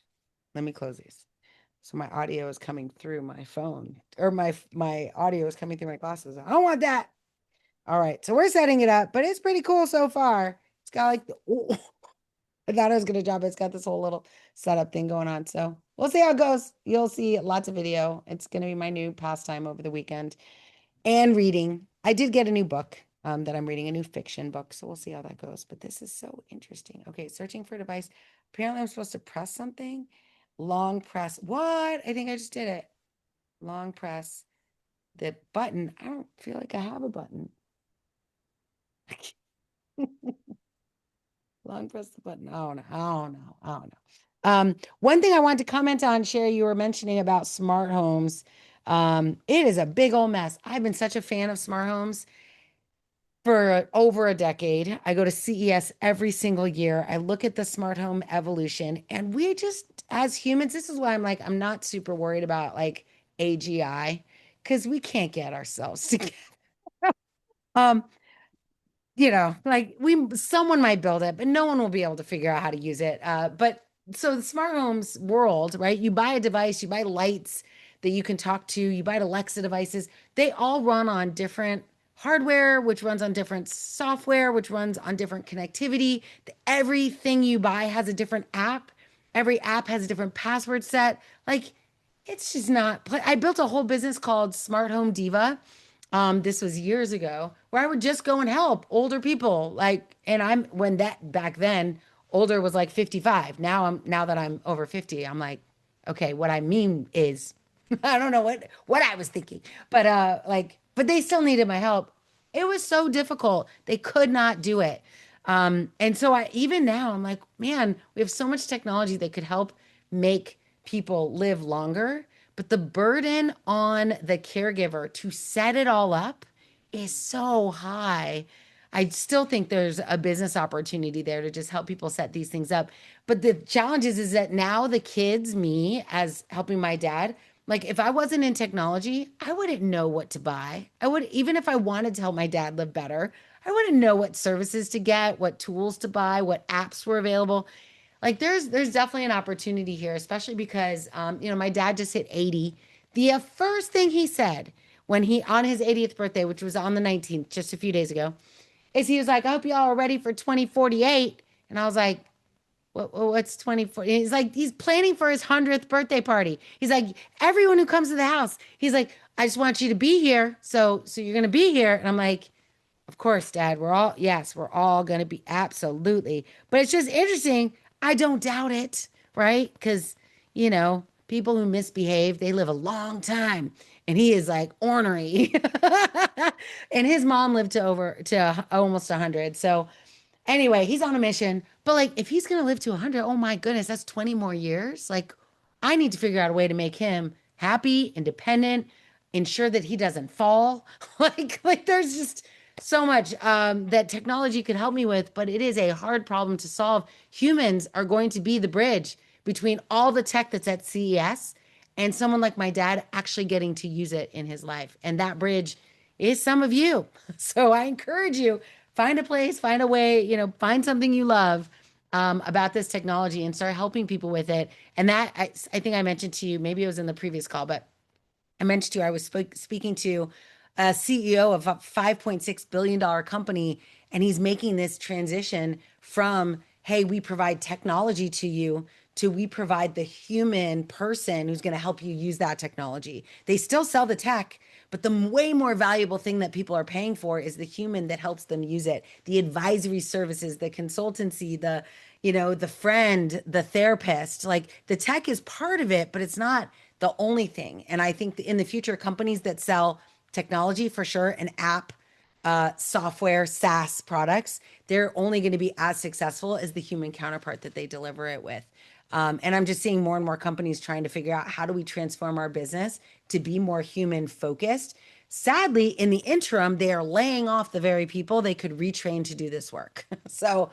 But that's a leadership problem. That's not a technology problem. That's not an AI problem. That is a leadership problem where people are willing to, just look at Hux. People are willing to just cut bait on things instead of work hard to develop something meaningful and successful. So like the CEO of this company, it was a Paychex CEO. The CEO of Paychex, I was like, I see why you're going to be massively successful, because he's already thinking, how do we create this human capital to leverage the tech that's already they made $5 billion just selling tech, but they're going to make way more selling the humans that are going to help people with that tech. And I think that is the future of work, but it's still out, still debated every single day, but that's my current belief. So for whatever reason, I'm in a slideshow now of my photos, and it's very cute. It's like, I shouldn't even show you guys this. Oh, it's gone. Oh, well, it was like sheep from Hobbiton. I went to New Zealand and of course went to Hobbiton. There's a bunch of sheep. Anyway, good times. I hope you enjoyed the session today. Thank you for being here.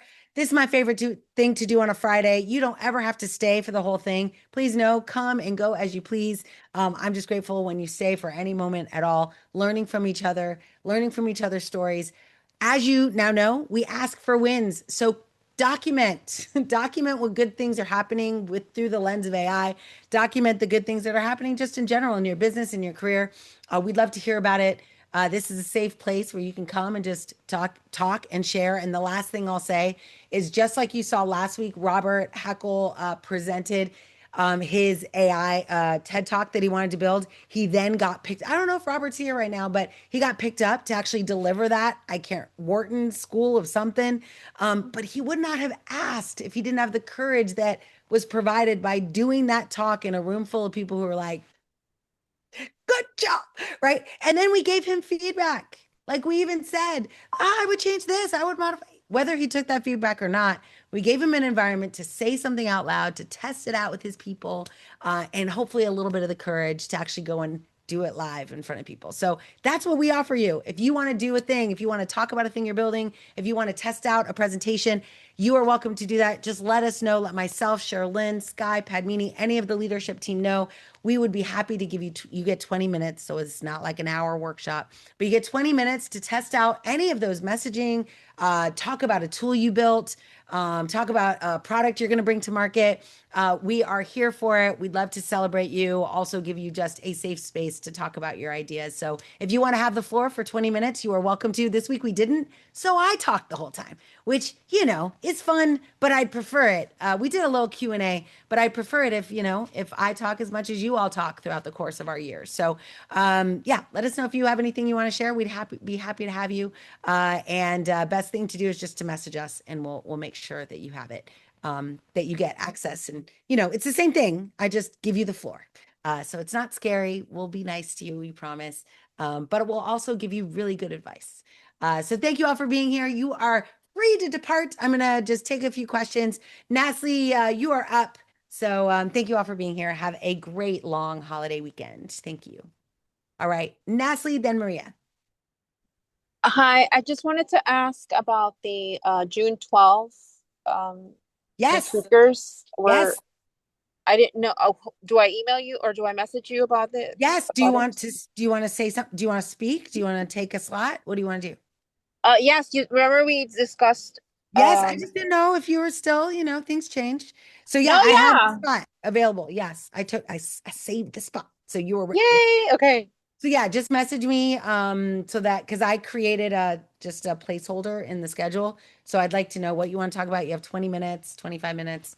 Awesome. Yeah, so definitely I got it. Okay, great. Yeah, Thank you. you're welcome. Awesome. Bye-bye. Maria, you're next, then Olga, then ART. Can you hear me? Yes. Okay. I'm going to ask about my favorite topic, Marblism. Yay! My favorite topic too.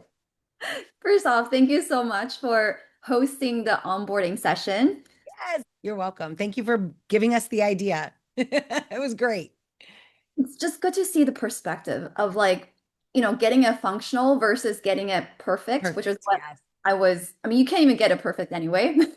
No, but it is, yeah, it's a journey. And you can still do both. It's just like, how do you make sure you don't force someone to take longer to get results? I'm very results driven. How do I get them to say, this is awesome? And then I go and I'm like, wait, we do this, it's even more awesome. Instead of waiting for awesome, which could take months or never, like you can never get there. And then, so I have a touch point with the friend that I'm helping. So I did set up her agent initially. Now we're going to have our first touch point. So I just want to see as an example of how I can, because you mentioned using one of your agents to create reports and then just going through that process Yes. of finding. So now I just want to see like, how can I help her refine instead of just getting her, feedback. I want it to be Yes. actually actionable and then being able to generate better results in the next Yeah. coming Yeah. weeks. And so this is very conversational. So I will tell, it depends on what you're trying to get reporting data on. But for example, Stan, I was like, I will ask Stan, like, how do I know that you're doing a good job? And Stan came up with like, well, I mean, I could send you a report around so let me not get distracted. But yeah, so I just ask for what I want. So I'll go into each agent. However, Linda, being the legal one, is kind of more organized in the thought process. So I will say, hey, every agent, send a weekly report. So this becomes a task. Send a weekly report to Linda. And Linda, I want you to generate a weekly aggregate report for all of the agents and their performance. But you have to tell it what metrics you want to use, right? So Sunny, I want you to report on how many posts you drafted, how many actually got published, I want, Eva, I want you to message me on how many calendar invites you sent or how many events you or calendar appointments you set. Like, so come up with some of those metrics that just not a lot because it's the first one. So come up with a few metrics or maybe one metric per agent. And then ask Linda to be in charge of collecting that data. But again, you can't ask Linda to collect it if you haven't asked the agent to send it. You both the inputs and outputs have to be set up. So if you send, so I've done this. If I go to I went to my receptionist. I was like, go to Linda and Sunny to figure out like certain things. Now, because I didn't tell Linda and Sunny to send that information, Linda is in the receptionist is in a constant state of waiting. And it'll tell me every time I ask it to do something, it's like, by the way, I'm still waiting for Stan to send over this thing. And I was like, oh, I never told Stan to send that thing. So it's kind of like humans, right? Like you can say, oh yeah, John's going to send that right over. But if you never tell John to send it over, that's never going to happen because John doesn't even know to do it. So both sides are necessary. So what I do is I go through and I have each agent generate their own report. And then I ask them to send it to Linda. And then Linda's job let's say every Friday is to aggregate those reports and give me a summation of them. Now you can have them all send you a report if you want. That's fine. But I would test out aggregating it. I aggregate it myself, but I literally just asked it. So I was just like, hey, send me a report. And I'm giving you better advice than I did myself because I didn't create the metrics. I later went back and went, okay, I actually need to know like how much stuff you're doing. So I became much more clear later, but you can right off the bat be like, okay, what do I want to know about you? Do I want to know how many blogs you wrote? Do I want to know what the SEO ranking of the page? Like just ask for what you want and then just have it reported on a weekly basis how it did that job. Oh, I see. And then is it daily, like the individual agents that you want I them do. to? Yeah, okay. Yeah, I do it daily and then I have it reported weekly. So anytime, meaning that every day in my daily briefing, I ask the agents to send Eva their daily updates so that I can see. Now, let me see if I have an example like even today of what was happening? Uh-oh, it looks like, okay. I must have, oh yeah, my robot on my, whoopsie. My robot was on my keyboard. Okay, so let me move here really quick. Yeah, so Eva in her tasks in the daily update, let's see. Nope, not that one. Hold on. Daily briefing. Yeah. So in the daily update, I'll just copy and paste it if I can. There we go. So you'll see it's super simple. You could spend a lot more time on this, but this is enough for me. So this is my morning briefing, right? That includes the daily schedule breakdown, urgent items from my inbox, lead and community updates. That's like what Stan is doing and what my community is doing. AI industry updates with hyperlinks, which you can see is capitalized. I didn't capitalize it. I said in conversation, this is really important. And it capitalized it. So it's like yelling. And then a recap of performance metrics for each agent. And so it is arbitrarily, it decided on what I would tell it if I had it to do it. And I just don't, it's doing a good job. So I haven't changed it. But since you're doing it for the first time, I would go ahead and say, here's what those performance metrics should be. But let me go here and I'll copy today's performance recap so you can kind of see what that looks like. Copy, paste. So then for each agent, it's like a task, a scheduled task for them. Like it just automated and then Yep. weekly task to aggregate all these reports. Yep. Oh, okay. And technically you can have Eva do the report aggregation. I just have Linda is the legal assistant. I just have a lot of constraints that I've trained her on. And so I just feel like she's more paying attention more to accuracy than Eva's got a lot on the plate of the agent. So I just think it's better. Like the legal assistant is probably the least active agent I use. Like I use it a little bit for this and that. So I've repurposed it to do these more like,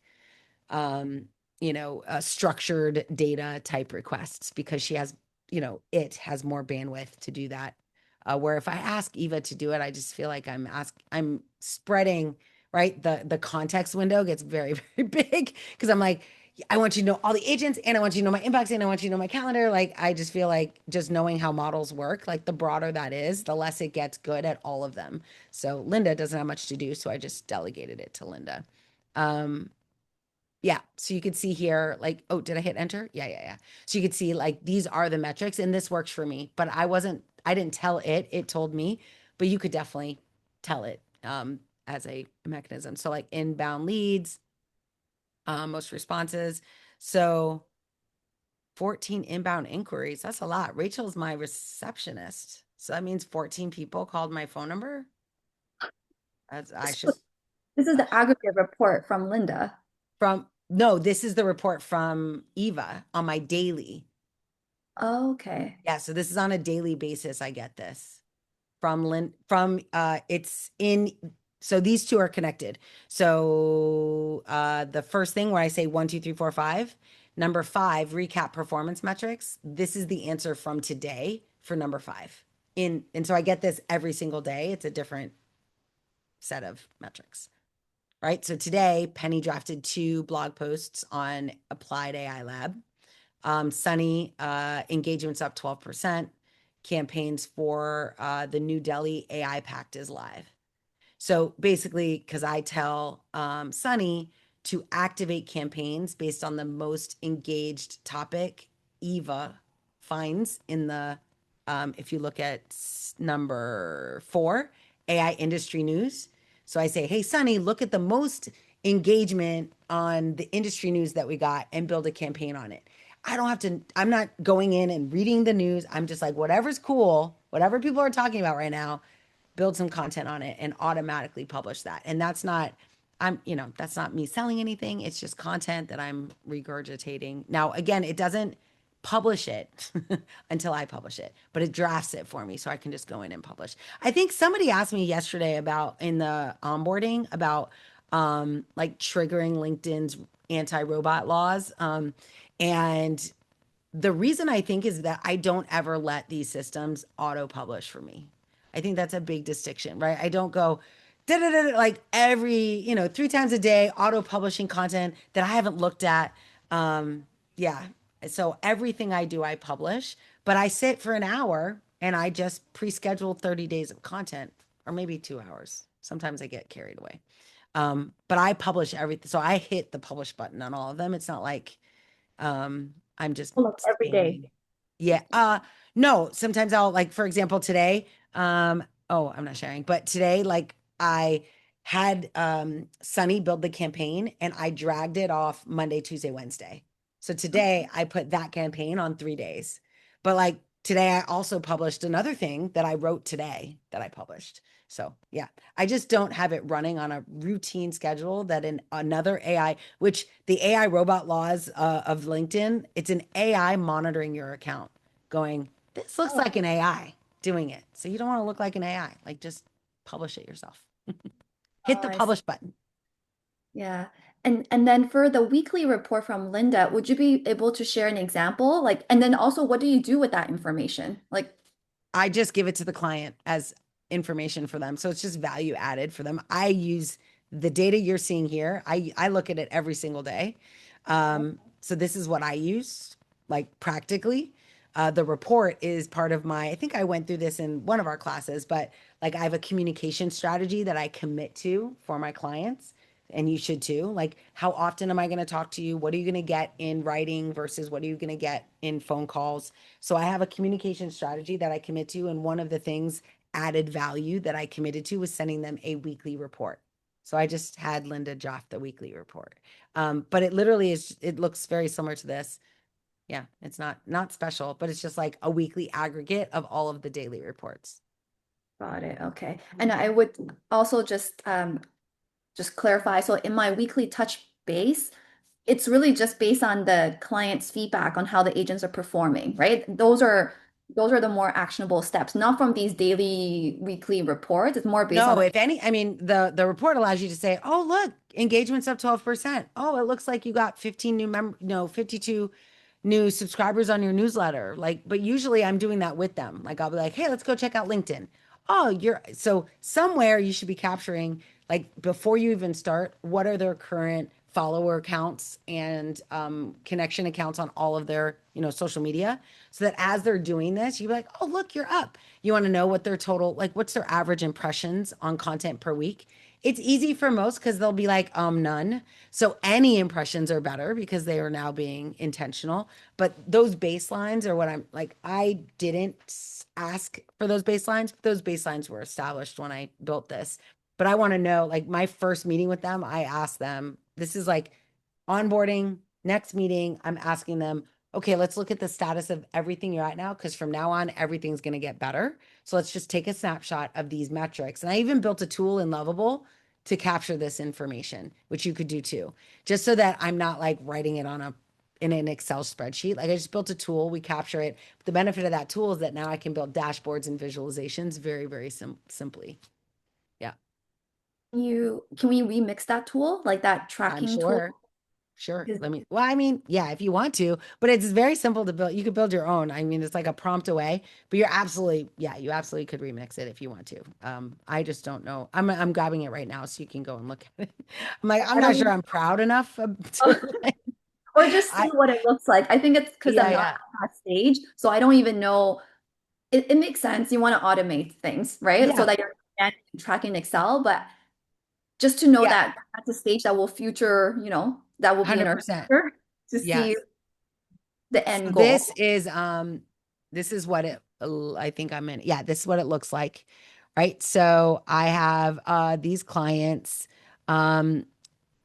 This is the baseline that I captured. Now every time I enter information in, it impact, like these are all things that I didn't ask it to build me this. I just said, here's my problem, which is I need to understand the impact of these agents on the business.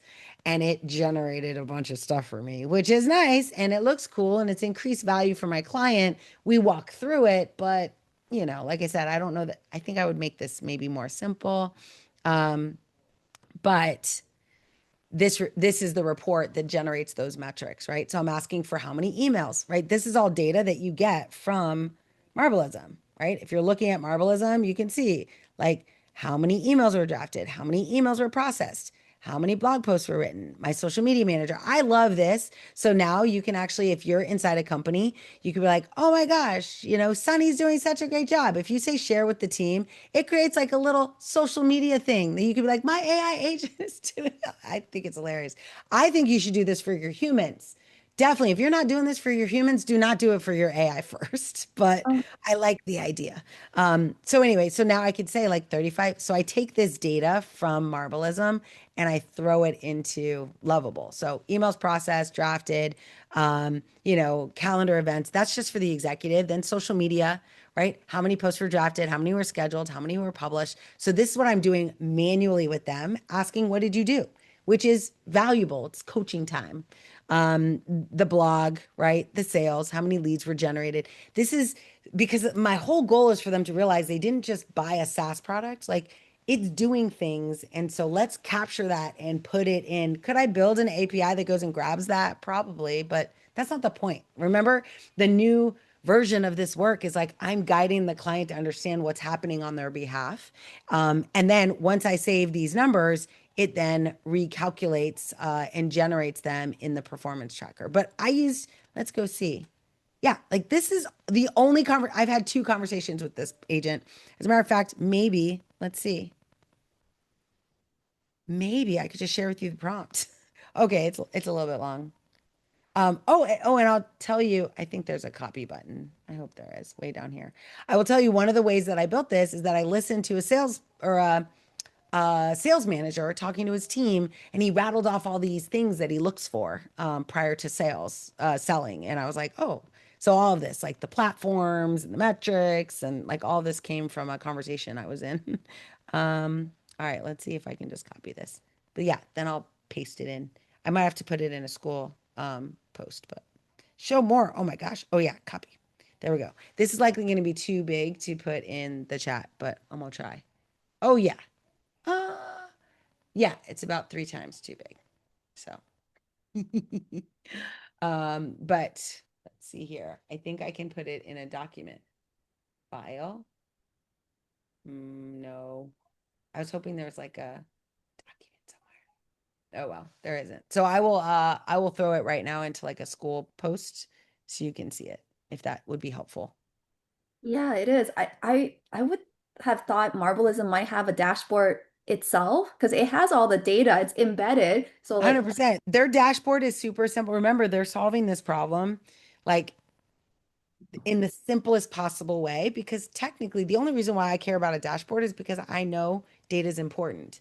These Yeah. small businesses that go and buy Marbleism without someone like us, they have no idea, right? So why complicate it? Why confuse them, right? So they're delivering the minimum remarkable product to get someone like using the system. If you go, I always do this. So if you're not doing this as well, I'm always looking at these features so you can see, you know, all the things that we're asking for and things you can see what I voted up. But like there are lots and lots of things like a bookkeeper, 100%. I would love to have a bookkeeper agent for my clients, but there are so many. So you can see some of these things showing up in here. And if you don't see it, add it. Like I don't see dashboarding right now, but I'm sure it's in here.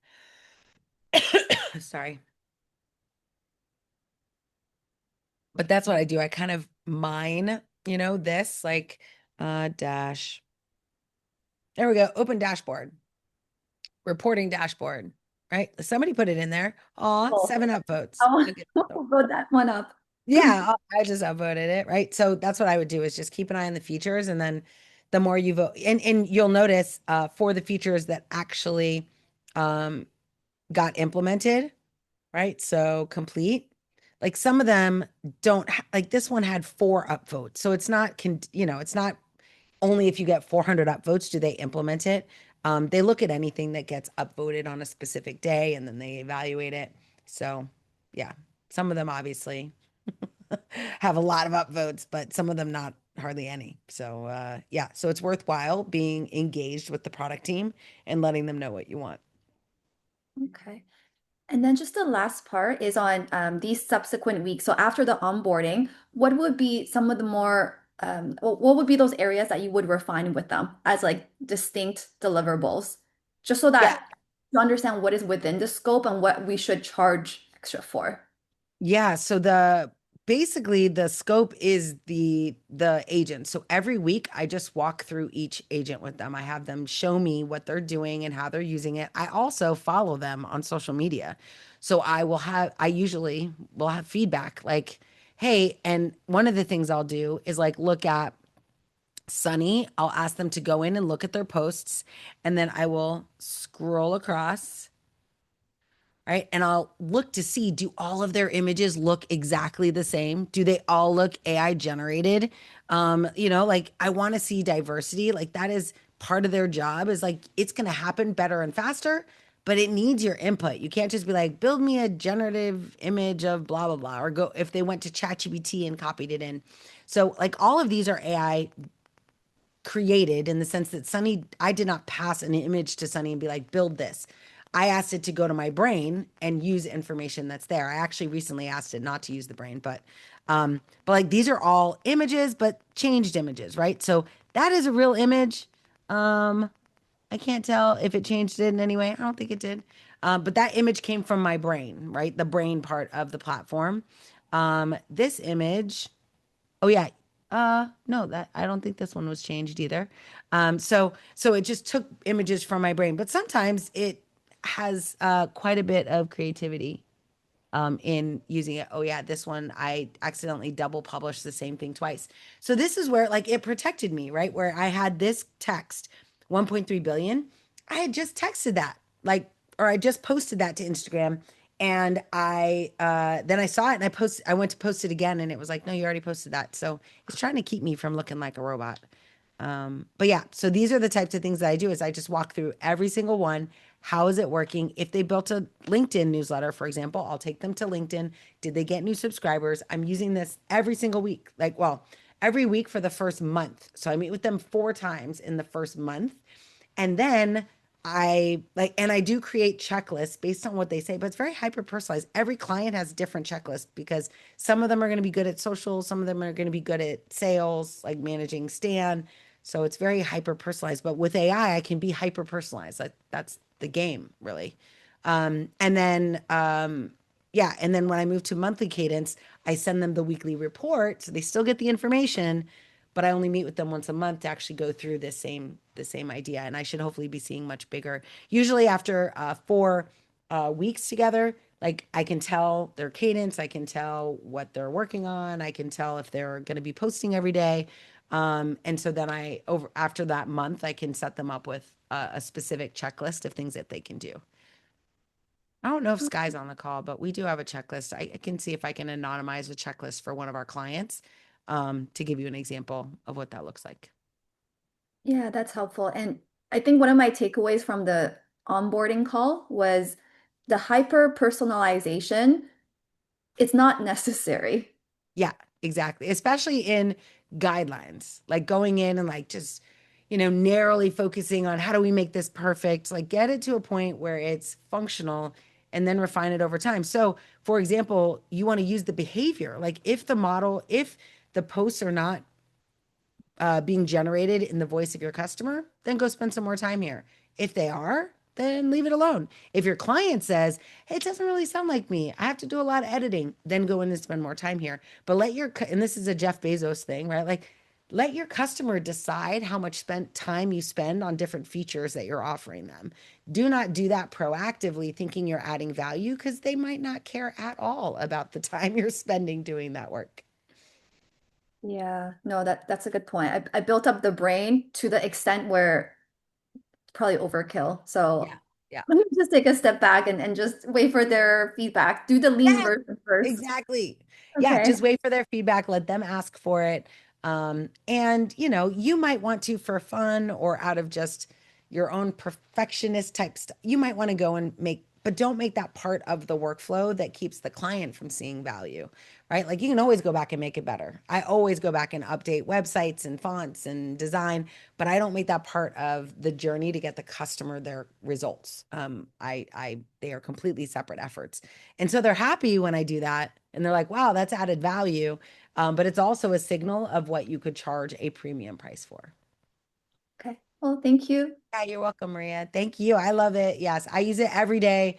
We're launching, AI Business Accelerator. The next one is going to be hyper focused on Marbleism. So let's pray they don't kill it between now and then. But I talk to Yurik all the time. So, I've talked to him 3 times in the last month, and yeah, I always tell him, like, just let me know, give me a heads up so I can, but I will tell you, passivating the state of these agents, really important. So copy and paste all of the guidelines and remember yesterday we talked about having it export its knowledge. So on a weekly basis, it depends on how often you use the models, but on a weekly basis, ask each agent, hey, if I had to recreate you, can you build me a prompt that would help me recreate exactly what you do right now? And every week, just run it as a task and save it, just as a backup in case anything happens. That would be my suggestion. But Yeah, thank you for the continuity feature. I think we should Yes. have that as part of 100%. the offer. 100%. 100%. Either it's a huge valuable bonus that will drive someone to actually say yes to the offer, or it's an upsell easily that you could add once they buy, for sure. Okay, Olga, you're next. Hi. If you remember, a few sessions ago, we talked about designing ecosystems with AI. Yes. Yeah. So I'm actually pitching for a strategy project, a large strategy project. It's going really well. So most likely I will do it very soon for one of the divisions at where I'm working. Yeah. And I want to create a game for ecosystem mapping which people can use. I actually designed these games for different clients in Miro with the cards and Yes. just which they can move around. But now I would like to make it interactive. Mhm. And I started playing with it in Claude, but I was wondering whether, because everybody is in the Microsoft ecosystem, is there a way to build a game within the Microsoft ecosystem? Yes, for sure. Actually, I was just talking to a client who ended up doing something like this, but you can definitely build out interactive tools with like the Power Platform, right? Power Apps, Mhm. Power Automate. But you could also build out a tool, like you could have the models exist in, which is what I do. So I build my UIs in Lovable because it's just easy and fun and I like the platform. But Uh-huh. when I build the Lovable UI, it originally might put it in like Supabase and stick it in um, Lovable Cloud. But when I'm building it, I will tell it in the original build that I want it to create it in a way that allows me to swap out the APIs for Microsoft Foundry models, right? Because that's the home of where my models Okay. sit. So you could, I think there's like UI is UI, like I think there's some flexibility there, but knowing that the brain of your system is actually going to be hosted in a secure platform, yeah, that's why I would use Microsoft. But yeah, so you could use Claude, but like, do you want to use Claude's AI, which basically means you're one step removed from the actual cloud provider, or do you want to have your own cloud provided tenant, right? Or your client likely already has a Microsoft tenant and you can build those models there and then API them into your user interface. So in Claude, it's very easy. I just explain what I want Yeah, to it's not happen, and about, I upload the yeah, images. But in Microsoft, how do you do that? yeah. So Microsoft has, it depends on your Copilot license, but Copilot The, does, we have the yeah. full premium license. Yeah, yeah. So Microsoft Copilot will do this, but Mm. maybe the other side is Copilot, GitHub Copilot, right? Your code Ah, whisperer. So GitHub Copilot in VS Code, same idea. You can talk to it, but they also have Cowork now. It's in beta, okay. but Cowork is very similarly very impressive, where you can actually just ask for what you want and it'll just build it with the models available in Microsoft Foundry, which includes, I mean, you're still going to be using Claude or check, OpenAI models. Like you'll pick the model. The difference is that the system, the harness that you're building it in will be, and it's Anthropic. It's the exact same thing you're using. It's just inside the Microsoft tenant. So Microsoft calls it Cowork. Microsoft Cowork is basically Anthropic's Cowork platform Oh, okay, yeah, yeah. productized in Mhm. Microsoft. Yeah. And they signed that agreement in the beginning of this year, I think. Oh, okay, that's good to know. Yes. So I can start in Copilot from the Copilot Studio Premium, Yes. yeah? Yes. And You could and start and there. Yeah. You could also start in VS Code and GitHub Copilot. They're like, I would start in Copilot Studio because it's a no tech, like low code, yeah, I would no prefer code. that, yes. Yeah, yeah, yeah. So you could definitely start there. And then eventually you're going to get to a point where it's going to ask you for a model, and that's when you'll make your model selection. Oh, cool. Yeah, Thank I you. would try it at least. Demonstrate. Yeah, Mm. see what you think. It isn't as nice as what you're doing. Like Claude was built for this. So this is an abstracted version of Claude. So therefore, it will feel like friction. But Mm. the friction is the safety, security, privacy, like all of these things that they've added to the model Mhm. development process to make sure that you're building in accordance with their model, their development practices. So it is more friction than using Claude, but it might be worth it if you want to make sure that you're building, in the tenant of the user. Yeah, and is that important? Would it be an option for me to just build it in Claude and host it on my website and ask them to use it, or is it not secure? Yeah, that's the challenge, is that you don't own the security, right? Because you don't own the cloud infrastructure that is built on. However, if you sign an enterprise agreement, which I have, my company has an enterprise agreement with Claude.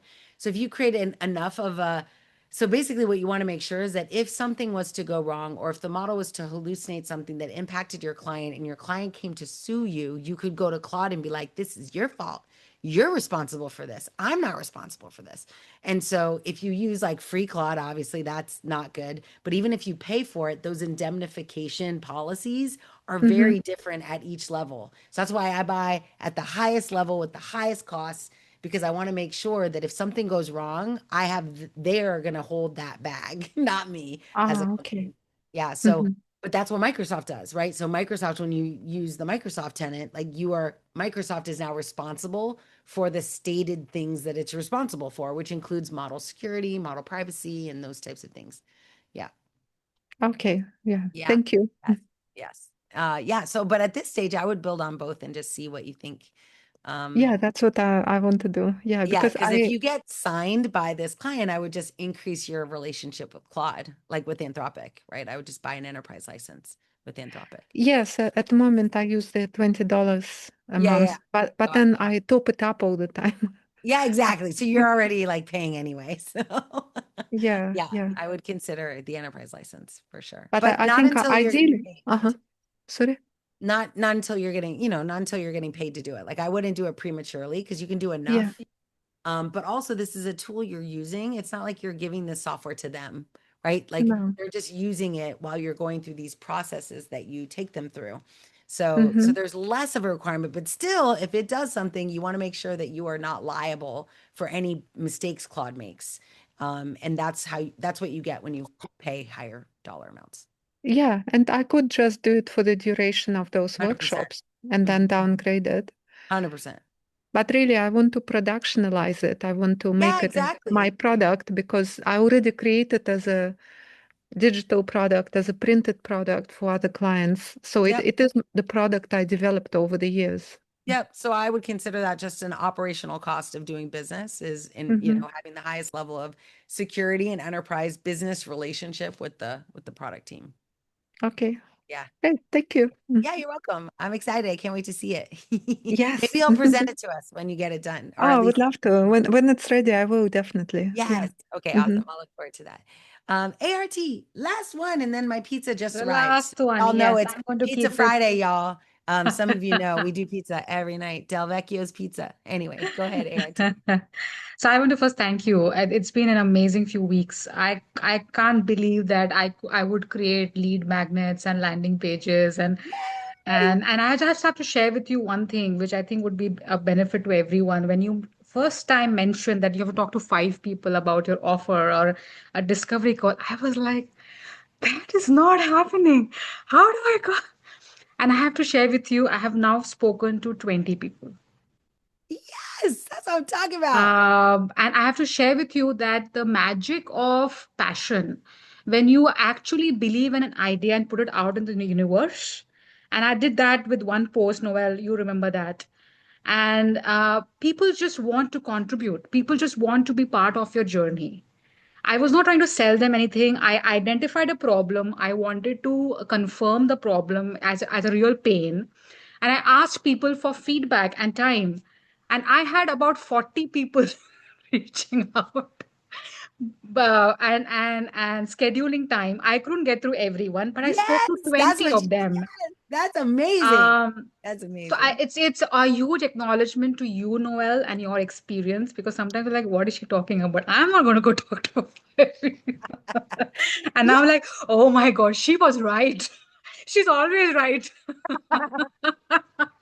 Right. Just So call me I Mama just want Noel. to share my deep gratitude because I think you're really pushing me out of my comfort zone, but also breaking some of my own limitations, which were self-imposed.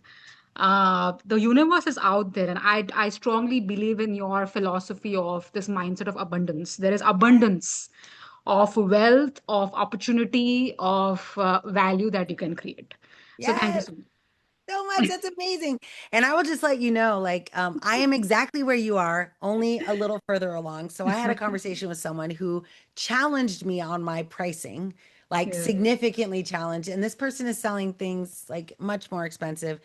And they were like, do you believe that you could make $100 million this year? Because you can. Do you believe that though? Because you won't if you don't believe it. And I literally was like, I'm not sure I believe, like, just like what you're saying, I'm like, I think you might be crazy. Like, who's going to pay me $100 million? Like, that's ridiculous. But it's exactly the same moment because Yes. I'm talking to someone who's like me to you, who's Yes. already done it for something that's Yes. less like important. Like, he's like, Yes. I know this. I know this.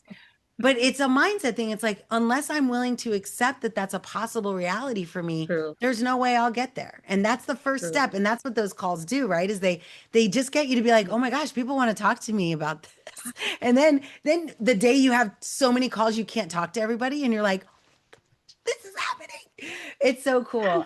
But yeah, so I'll It tell is you, I'm right super now at cool. that moment where I'm trying to break. There's like these break points. So a lot of you will get to a point where you're making, Yeah. 7 figures in a business. You make $1 million, which my $1 million break point was like 4 years ago. And then I was like, okay, I want to make 10 million. And I believe now I believe I can make 10 million. And now I'm on track to like do that. But it took me a long time to believe that that was even possible. And now people are like, you should be making now in the age of AI. I mean, I just got off a call this morning and the guy was like, this is the best off. I mean, right now, he was like, even if you know nothing, even if you weren't you, even if you were like a person who just decided to throw this at the wall, you would make a lot. Like you would make the money that you're trying to make. And it's not all about money, it's about value. I hope you all know Yeah. that I'm saying this, but it challenged that like I really it's and then they called me an imposter. They were like, I know you have imposter syndrome. I'm like, I don't have imposter syndrome. I teach people not to have imposter. And then they're like, but do you believe you could be a billionaire with this idea that you have? And I was like, I mean, I will definitely be a billionaire, but I'm not sure it's like, and I'm like explaining why this isn't the thing. Anyway, it was very revealing because I was like, oh my Yeah. gosh, I'm literally where you all are, just at a different scale, right? At a $1 billion scale. So, but I'm working on it. Literally, I just bought this book and it's like Mind Your Business. And it's literally just like motivation and fueling your passion and like defining success, all things that I do all the time. I teach all the time, but I teach it for like making 7 figures, which I am very comfortable at helping people do now. Like I'm very comfortable with that. But now I'm talking about 9 figures. Right? So I really have to go back through my process, which is True. documented in the book, and but do it through the mindset of like, I'm reverse engineering a $1 billion business. And that's not what I did. I did 10 million, which the guy kind of laughed at me. He was like, 10 million? You did a million, like 10 million. Anyway, it's really funny. It was very awkward because I was like, oh my gosh, this is what people must think when I Exactly. And that's my next challenge. I'm not there at even 1 million. So that's what I'm doing right now, the 5-minute journal, yes, yes. writing down my goals every day. Like I'm going to be a millionaire in the next 12 months and I'm going to make my first million of my business. I'm not there yet, to be honest. This is where But it starts though, right? Like just saying it out loud and talking yes, about it with people, like in front of your friends and being like, yes, yeah, this is what I'm doing. Because like you've literally, when you say it, there's like a little thing that happens like yeah. inside your body. You're like, oh. There's a So knot in my stomach. Like, what are you talking? yeah, What are you exactly. talking about? But you could see that's why I like the process we go through because Yeah, you can see the signals that yeah, gives you inspiration to keep going. Like yeah, little sig that's why building these assets are so valuable. Like doing a lead magnet. When you hit yeah, it and people respond, I mean thousands of people like responded to your post and yeah, you had never had anything like that before. Like your first viral post. And now it's like your first shot out of the gate. That's the only yeah. bad thing about that is that you're like, wait, okay, I need another one of those. Yes, I need another one. Where's the next one? And that But was my like, question yeah, for you. sure. Noel is like, I felt like I need to now build my own personal portfolio. Like you said, document your work. Yes. Um, I have never done building websites. So is there a link or a website? I remember you talking about some website which had a list of the best websites with prompts that I could use. So could you just share the resource? That's a good Um, question. It might be inside Go High Level, like sample, like templates from okay, that templates. perspective. Okay. The other thing is ads that are performing on, you remember I showed you ad Yes, the Facebook, library? the Like Meta going one, to, right? yeah, Yeah. going to ads for now, the most important thing is to look at brands you like who do you buy from, right? Okay. Or who do you like? Like I like Tony Robbins and I like Alex Schmozy and I like, Hmm. Brene Brown. Like they're all doing the same thing, right? Like, and I like Brene Brown's cool. She cares about people. So I go and look at what they're doing. I start with the ads they're running, and then I go to the website and I look at that website and I'll Okay. snap that website. And literally, you could just take a screenshot of these websites. If you do it on your phone in a Safari browser, it'll let you Mhm. grab the whole page. And I'll take that whole page and feed it into like Claude and be like, look, Yeah. I love this, but this isn't me. So you know me, make it me. Or if it doesn't know you, tell it. Like, I'm more about this and this is my core values, like give it the information. But having Perfect. that those examples, like the most important thing is to find examples that align with who you are and how you want to sell. And I Yep. guarantee you there are people selling, like right now there's a woman, she actually I don't even know her name, and I bought almost everything she sells because I just love her. She's so fun and cool, and she's got kids, and she's so raw and like authentic. She's like, I don't know what I'm doing, but I did this one thing and made $300,000, and I was like, I love you. Give it to, and she sells everything super cheap because she sells hundreds of thousands of copies. Mhm. I Mhm. don't model like Russell Brunson and Alex Hormozy are like, you can get 100,000 clients or you can get one person to pay you 100,000. Both are going to take the same amount of work. Like you will have to work really either way. Where do you want to spend your time? Who do you want to go after? And I was like, I'd rather work 6 months for $100,000 client than work every single day and get, 10, 100 clients a day. Like Mhm. anyway, so I made that decision for me that I'd go after higher ticket Okay. clients.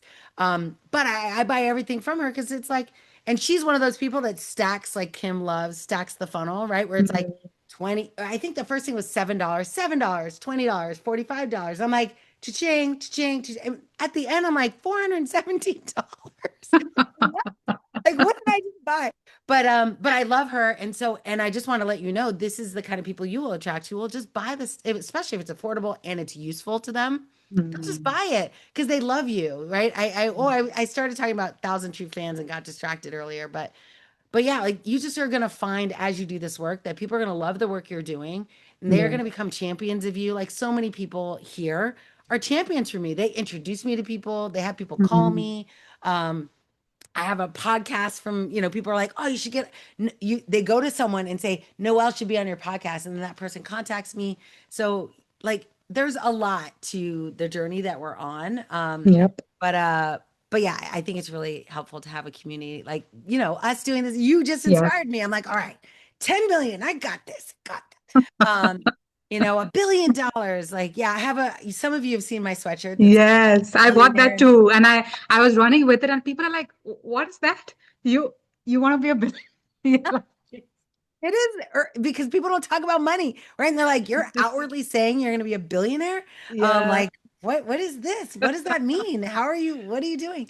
But What are you doing? also, the right people get very curious. They're like, Yeah. okay, what are you doing? And how are you going It's to a do it? conversation starter. For It's like, sure. what is that? Like, what's on your shirt? Do you want to be a billionaire? Like, what are you doing? Yeah, that's my cash flow shirt too. When I wear cash flow, like people are like, what does that mean? And I'm like, I Yeah. like cash flowing into my life. And they're like, how is that working? So yeah, it's a conversation starter. Yeah, for sure. So I'm glad. So really cool. Thank you all for Thank being you. here. I hope I got to your question eventually. Did I? Oh, yeah, the Yes, you website. did. Yes. Yeah, So I will so look at examples of people, who inspire me, and then, like you said, use those links to then put it in Claude. I think that's a good way to do it. Yeah. yes, because then you're not looking at like all the best examples. Yes. Yes. They might not resonate with like Yeah. who you are. It So has I to be look for you. people. Yeah, I look for people Yeah. who are like me, who I buy from, who I enjoy buying Yeah. from, and then I'm Yeah. like, I want to model that in my work. And yeah, we call it ethical funnel hacking, where we go ethically funnel hack. Now, what I would do or consider all of you is creating a budget for funnel hacking so that you can actually like on a quarterly basis set aside $200 to just buy stuff from people you like, not that you need it, just to see how they do it. Because if I'm going to model you, I at least want, now granted, if they're selling me a $15,000 thing, like I'm out, I'm sorry, I'm not going to buy it if I don't need it. But if they're selling like a $12 thing, I'm going to buy it just to see how they did it. So I have a budget for stuff that like I might not ever use. What did I buy the other day? It was like a school, it was an AI tool that would generate my school about page and increase my conversions, which it ended up doing, but I didn't buy it for that. I bought it because the person who built it was the person who introduced me to school, and school has been a huge benefit to me. So I'm like, here you go. It's kind of my thank you. And it worked though. I liked it. So I ended up being happy. But I bought that. And then of course they had an upsell or an order bump. Anyway, I ended up spending like 120 bucks on it. But it started off very cheap. And that's a very tempting business model to go after just super cheap things that you can give to people that solve their problem and then upsell them later. I don't want 1,000 people who paid me $12. Like, like it's not who I am. I'd rather give you something, which is why Business Accelerator, like my product is not cheap, but everything I have is in it. Like it is massively valuable because I put all my cards on the table, and I don't feel bad doing it because I'm actually like, if I did that and you were paying me $12, I would ultimately become resentful because I'd be like, this is hundreds of thousands of dollars of my life that I'm giving you for $12. I wouldn't enjoy that. But like I have no resentment for what I do for the AI Leadership Institute. Like I feel like people are there, you paid to be there, you're getting value, people are getting results. Like it's so awesome. It's the dream. I never thought, similar to you, ART, I never thought I could build a community like that I now have. And I'm like, oh my gosh. And now I'm on the next stage. Like, how do we grow that? How do we scale that? Like right now it's completely unscalable, right? Because Noel is involved in Community and everything. fans, Noel. ART, what's up, Vipin? And I'm coming to New York, June 4th. Yes, we can't wait to meet you. Yes, We awesome. are very Okay, cool. excited to meet you. Yeah, can't wait to Yes, see you. Always a family approach over there. it is a family approach. So awesome. All right, Maria. Sorry, I was gonna go, but last one. This is what I do. This is just a comment, not a question. Oh, sure. So I've heard of this term called dynamism. I'm not even sure if it's a real word. Okay. And this is because like I heard it from Daniel Priestley, who I also really I love Daniel Priestley. Yeah, we're actually friends. That's awesome. Okay, Yeah. basically what he's describing as the new moat in the world of AI, I think that's what you have. Because you are the reason why you're so, again, this is my perception. The reason why you're so generous with your content is you're continuously developing new ones. So you Yes, don't exactly. you don't need to hold on to the old stuff because like Yes. you're evolving. So that's why it's like you're like a stream. Like, Yes. pouring And that's into the- exactly the vibe. 100% is that yeah, because and I think all of us should embrace that, right? Like we always think that this is our big idea, right? And so we hold on to it with all our might. But the reality is once you start priming that pump and you start generating ideas, like more ideas come to you, like, and as soon as you give it away, as soon as you teach it, new idea, like a vacuum is created and new ideas come. And so now I have pure faith, like I have confidence that that's going to happen. So I have zero attachment. Like I'm just like, how can I help you? How can I serve you? How can I make sure you have the right thing?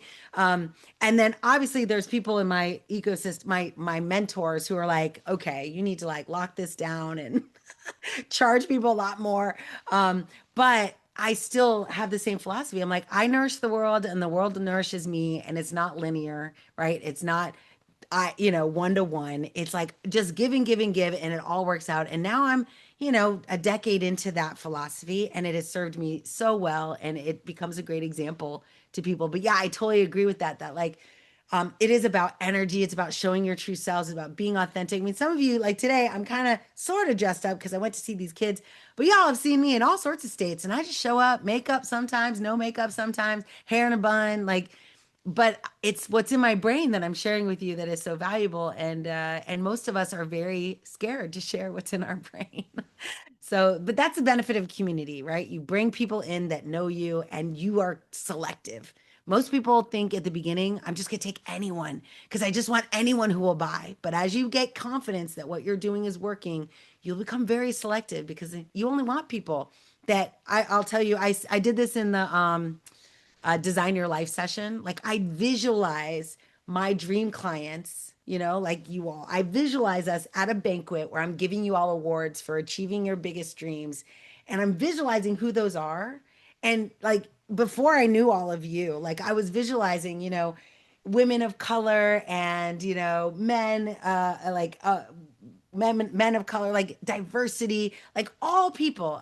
Emmett Fox, I'm going into too much detail, but Emmett Fox is one of my, I love Emmett Fox. And the reason I like him and his writing so much is that people would say when he would leave New York City after speaking, the journalists would say in all of the like writings that they used to write about him, they would say when he finishes a session, you would never know who was in there speaking because everyone was there. People who were wealthy, people who were poor, people who were homeless, people who had mansions, like they were all coming to hear what he had to say because he was helpful to everyone. And I was like, That's the vibe I want to have. Like, I want to just be helpful all the time to everyone, right? You come in here and it's not like you're like, oh, this is a, tech party or this is a HR part. Like, we are all things. Like, all of us represent so many different facets. And it's like literally the most, again, but it's intentional. Like, I kick people out, not many, but a few, but I definitely don't let people in. As a matter of fact, I noticed, so my CRM collects people when you join I Love AI, but not if you don't get in. And so I found out that we have had, so we have about 2,700 people. We have 5,300 people that have asked to be in I Love AI, and only 2,700 have been accepted. And it's hard to be accepted. You just have to be like legit nice person. But I will go in and I actually just told the team because we were getting a couple of people that were not our people. And I was like, that's it. Noelle, I'm the only one who lets people in now because I want to be careful. And I will look and I ask people for their phone numbers now because I want to know who they are. But I will go to LinkedIn and I'll look at your profile and I will look at your answer to the question, what are you looking for in this community? People will say everything, nothing, all things AI, delete, delete. Like, I want to know, like, are you here? Are you in it to win it? Are you here to do something? So I didn't realize how selective I was until I saw that we've got about over 5,000 people that have tried to be here and only 2,700 we've allowed. And now, I don't know if you noticed on I Love AI, I actually added a price because I just locked it down. That's it. You want to be here, you can pay to be here.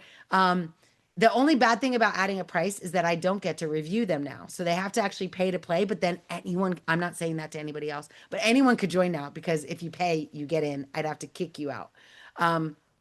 But I'm adding that price so that, like, I don't want any more people. Like, we're good. We've got 2,700 members and 40, 50 people show up on the call. Like, I don't know. I'm good. Like, so, and of course my mentor also said, you're good. Like, these are your people. Like, you don't need a bunch of strangers joining your community. Like, you have a community, you built it, take care of it, grow it. And I'll say the same thing is for all of you. Like, once you build your thing, don't go build another thing, add more things to it, build it bigger. Just find what's working, find a way to serve your people, and then just do more of that. Like, do it until you don't want to do it anymore. And that's what I wasn't doing, is I just kept building new stuff, adding new classes, building new communities. Like, so that's what I did. I just changed the model. Now nobody can get in. But I think it's all part of the fun. And you all, that's the benefit of being in the community. You get to just watch me build this business and watch each other. Like, we'll watch each other build businesses, which is pretty fun. Like, Kim, you were in a totally different spot when we met. It's really cool to see, like, the evolution. Yeah, I'm so appreciative. You're amazing, and I'm so grateful. It's really cool. We though, connected. because- Yeah, and that's why I'm like, you don't have to do two sessions. Like, just tell us when your session is. We will go support you in your community. I already set something up in the little chat here with Yay, good, Sherilyn. good. Awesome. But yeah, so Yep. I was just telling my husband about the AI leadership membership card and like how fancy. It's very cool. Yeah, you got to do it. Did you get a chance to look at it? Yes, I did. Okay. 100%. Yeah, Okay. last night in bed, I was like, okay, real quick, we're gonna look. And then an hour and a half later, I was like, okay, I'm gonna build it tomorrow. I need to send you a couple of my vertical playbooks that I have on different ideas that I'm building in there. Yeah, I would love that. because I have the whole build thing for everything that Oh I'm. my gosh, amazing. Yes, don't forget I'll send them to you. charge me $12 or whatever. No, I want you to look at my chamber one for sure. Yeah. I'll and let me test it know out what for you- sure. I'd love Yeah. it. Go eat your Awesome. pizza. Yeah, I know. Maria, did I answer your question or did you have another? No, that was just That was a it. comment. Okay, great. Thank you for bringing that up. Thank you, everybody. Y'all are amazing. I'm so glad to be part of your journey and you mine. So thank you, Adriana. Thank you, Olga, for being here in the middle of the night. So thank you, everybody. Have a great weekend. Enjoy Memorial Day. Oopsie. Enjoy Memorial Day for you in the US, and I will see y'all next week. Thank you all. Thank you so much. Thank you. Thank See you later. you. Bye bye.